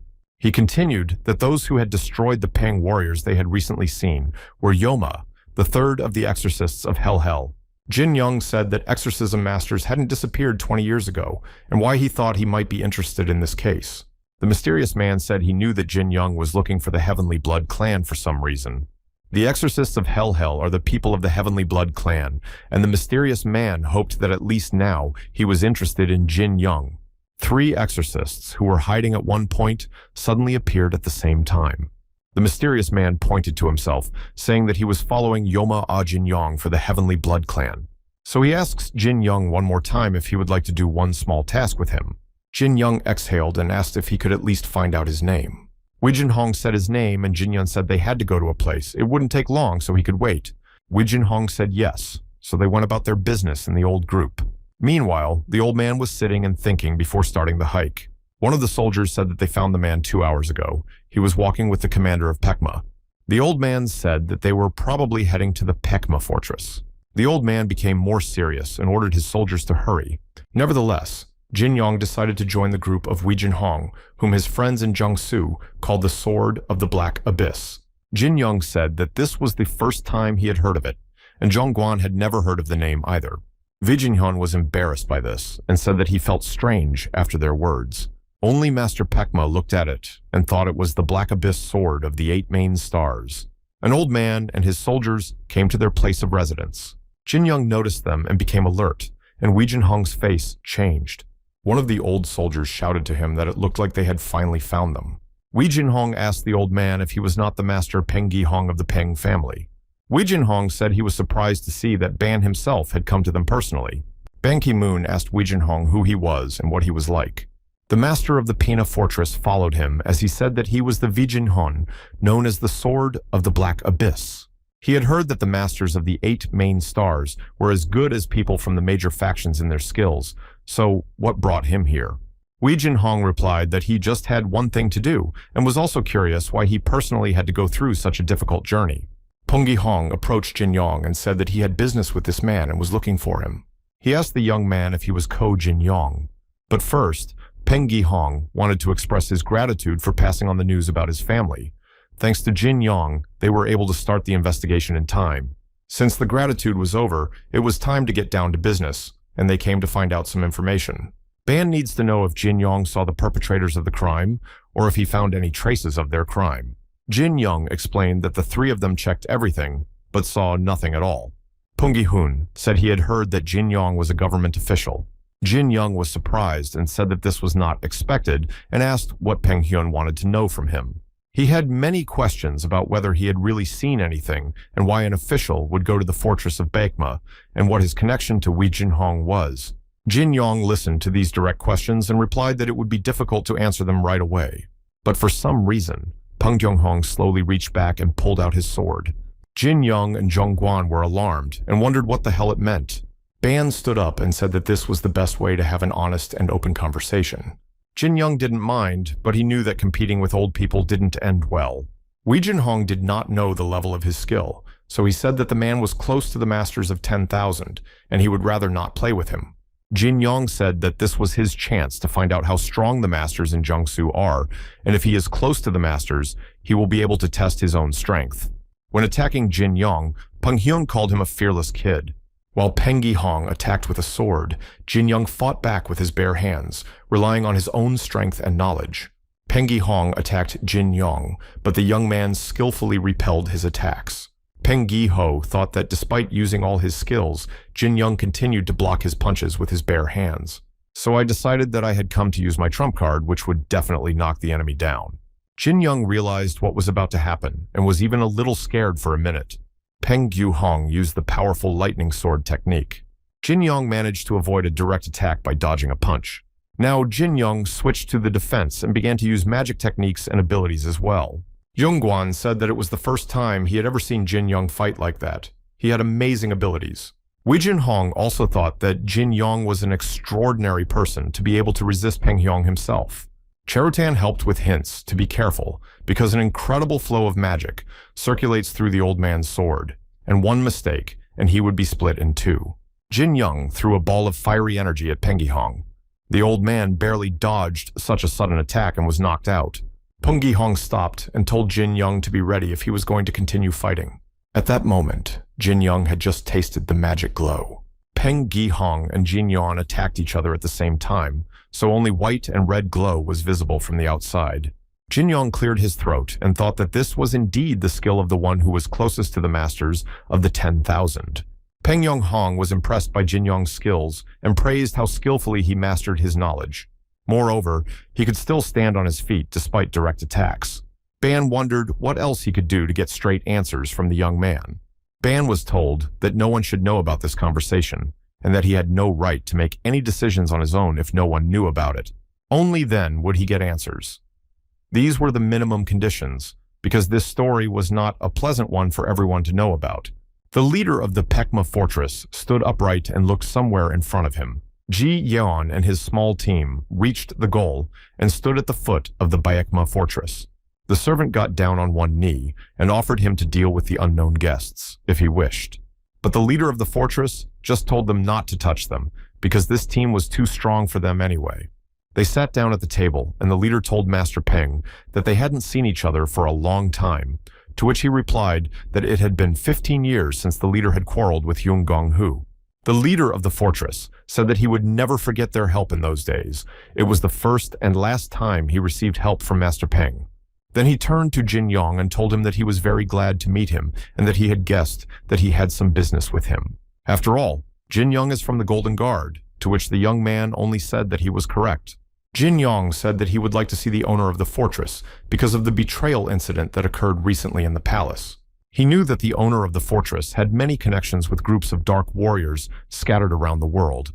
The spy squads are now operating in secret, and he has come across information that they are related to the Jiangsu soldiers and that there are members of the attack organization among them. Jin Young would like to know more about who they are meeting and who they are connected to. The owner of the fortress doesn't think he can help him with this, especially since they have to fulfill requests that don't even benefit them.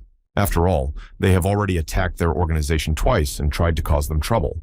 Jin Yong explained that the association's affairs are not in their competence, and at least he will try to forget about the incident with the double attack on him personally. The owner of the Baekma fortress asked what would happen if he refused their request. Jin Yong said that he was also not happy to shake hands with people like him because it is the Pekma fortress that has links to criminals. He had no choice but to turn to him. If they could not resolve the matter through dialogue, as usual, they would have to use force. Master Peng decided to intervene and advise the owner of the fortress that if Jin Young starts raging here, he will cause a lot of damage. It would be better for Peck to accept their offer, and the old man can assure them of this, as he has encountered this young man many times before. The owner of the fortress thought about his words, so he turned to Jin Yong and praised his martial arts skills. Nevertheless, without hesitation, the owner of the fortress, Baekma, decided to accept Jin Yong's offer. Jin Yong also asked for an investigation into the murder of Zhong Sang-hyun, a former advisor to the palace destroyed 3 years ago on the main street of Beijing. The owner of the Baekma fortress asked, since this situation happened in Beijing, whether the Golden Guard should know more about it. Jin Yong explained that the investigation by the Golden Guard and a detachment of spies recorded that he had given up his soul to God after beating a drunkard. But Jin Yong couldn't believe it. It was obvious that someone was deliberately hiding the truth. After the negotiations were over, they all went out to the courtyard near the palace. And the owner of the Baekma fortress remained to see them off with his eyes only. Suddenly, a man named Nakange appeared in front of them and greeted Commander Vijinhon, who asked if they had managed to find out Yoma's whereabouts. The messenger said that 3 exorcists from Hell had crossed the Tuan and were approaching Mount Cheonam-san. Vijinhon wondered if there were 3 others in Cheonam-san with Yoma, and why they were all gathering in the same place. Perhaps it had something to do with the man from the 10 Swords sect. Master Peng asked if Yu Taechong of the 10 Swordsman sect was really the person in Cheonam-san. Vijinhon asked how many soldiers were on the side of Mount Cheonam-san, and the messenger said that about 5 or 7 were on their tail. Vijinhon said that they would also immediately go towards Mount Cheonam-san and asked to send a letter to the unit and find out the situation. He realized that they should hurry up and move toward the mountain right now. At that time, the subjects reported that Zhang Jae-sung was moving secretly. One man asked why they were pretending to be so noble and decided to act in secret. A high-ranking man said that Gu Yang Mugen's men were persecuting the exorcists of Hell. The second man asked if he thought they were pursuing some personal goal. A high-ranking man said that they cannot know what is going on far away. Perhaps they are chasing exorcists for the sake of justice or ambition. The second counselor asked if they would just look at it, and he replied that they would not. A senior official said that it was obvious that they would wander all over the world to get to them, and they would be just spectators. After all, they gathered to manage the world situation, not to applaud while watching others perform. The high-ranking man voiced his plan as they chased the exorcists. Hell, they will chase them. The exorcists of Hell are not what they used to be. They have become much stronger and do not act independently because they are clearly backed by someone bigger than them. The advisor wondered if there were other groups capable of dealing with them. The high-ranking man asked the counselor if he had heard anything about the Heavenly Blood Clan. They are not widely known in the Jiangsu world, but they are said to have outstanding power. The high-ranking man clenched his fist and said that they would follow them and reap the rewards. The second counselor said that they would take the glory by getting rid of the Hell exorcists, who are a major pain in Jiangsu.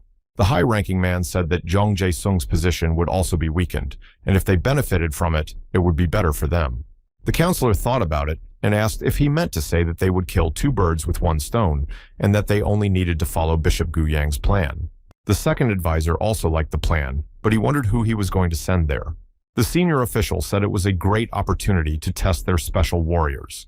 The advisors were shocked by this decision, worried that it was too early, but they were assured that if they kept them inside, they would not be able to see the limits of their capabilities.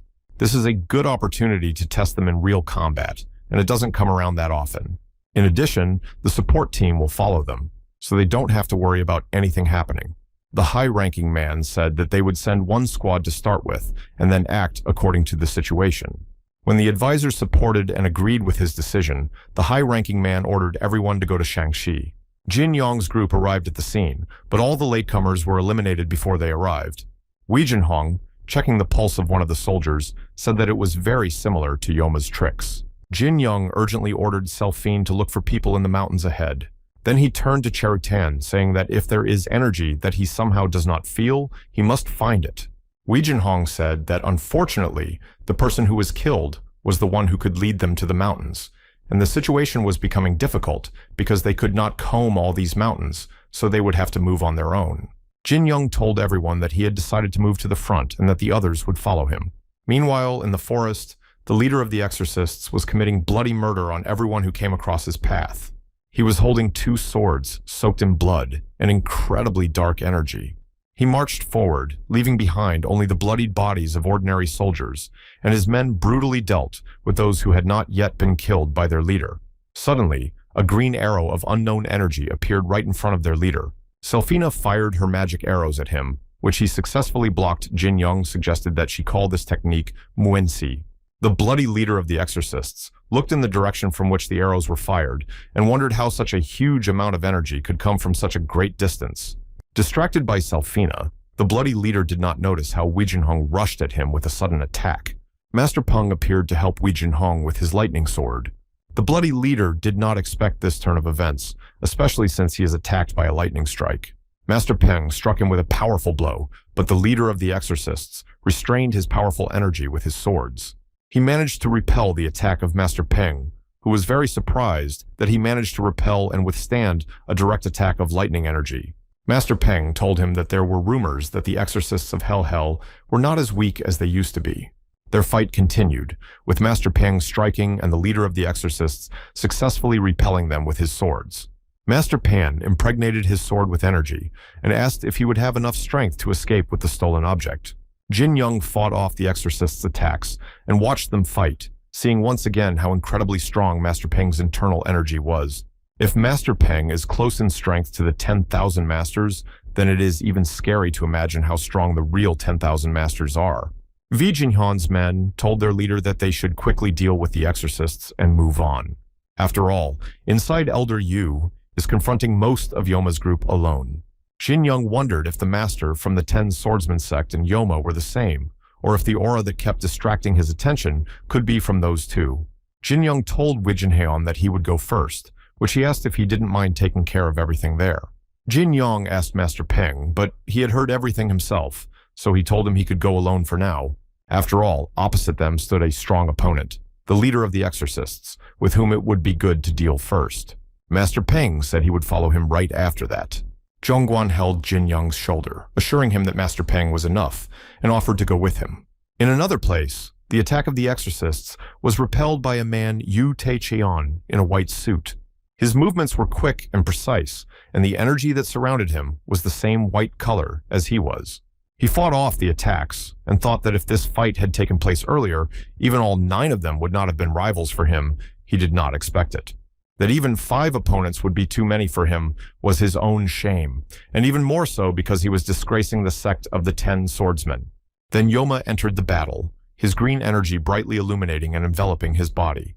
Yoma approached and attacked Yu Taichon's husband directly in the face, saying that he plans to take his head today as a long-awaited trophy. Yu Taichong said to Yoma that he hadn't been able to catch him on his own until now, but he was a little stronger and now dared to open his mouth. Even if Yu Taichong is destined to give his soul to God today, he will definitely take all these scoundrels with him. As he imbued his sword with his own energy, he was already mentally imagining the pleasure he would get from destroying these bastards. When the sword absorbed his inner energy, Yu Taichong activated it with a piercing blade spell. The sword blow was so strong that it threw the enemy back and lit up everything behind him. The next technique used by Yu Taichong was a powerful heavenly dragon strike. Such a blow neutralized 3 enemies attacking simultaneously in one fell swoop. But when Yoma stopped to catch his breath, he took advantage of this opportunity and attacked him with his magic fist. Yu Taichong managed to dodge his direct attack at the last moment by smiling at him. Jin Young realized that Yu Taichong was on the verge of exhaustion, so he called Selphine and her magic arrows for help. The exorcist stopped for a minute and could not understand what was happening. He thought that some wind must have blown. But then he felt a strange energy and realized that he was being attacked by some mysterious creature that his eyes could not see, so he decided to attack it with his own energy. But it was pointless to release the energy anywhere, so the exorcist stopped to assess the situation. Selphina shot arrows at him and wondered why they didn't work. Yu Taizhong was the only one who noticed this incredible otherworldly energy. At that time, Jin Young asked him if he was really the same master from the 10 Swordsman sect. Approaching him, Jin Young explained that he had been sent by Commander Wei Jinhong. Jin Young also asked Yu Taizhong to leave his opponent Yim to him and his team. As Yoma prepared for the battle, he wondered if he could not have dodged the attack because his body was hurting, but the injuries were not serious. He looked at Yu Tae-chong and saw that he was also exhausted, yet Yoma hoped to eliminate him today. Jin Young wasted no time in rushing at him with a new attack, which he in turn blocked. Yoma told Jin Young that he had made all his plans go awry. One of the exorcists saw that Yoma was in danger and rushed to his defense. His plans were ruined by Zhongguan, who came at him with a sudden and quick kick to the body. Zhongguan drew the exorcist's attention and told him that he would now have fun with him. Meanwhile, Selphine was distracting the exorcist, who was still repelling her magical attacks and couldn't understand where they were coming from. Selphina knew that ordinary people who did not contract with magical entities would not be able to see them. Receiving magical powers from her master, Selphina will definitely not get exhausted, so she stretched her body before switching the energy flow. Selphina decided to use Jin Young's magic to the fullest today.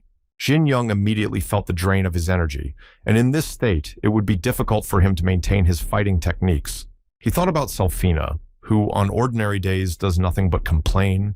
Does she think that since it's not her power, she can throw it away so easily? Still, Jin Young was relieved that his opponent was exhausted because he had suffered an internal injury with the master of the 10 Swordsman sect. Jin Young realized that he had to finish off Yoma before he fully recovered, and even the strongest man could not cope. With a full hit, but even when dodging, the enemy will feel the force of the blow. The technique of high defense itself is not able to repel the sword and is useless in such a situation. It feels as if the veins inside are twisting from the blows Yoma is facing this kind of attack for the first time. Yoma thought that if he had more inner strength, he would not have had to suffer so much.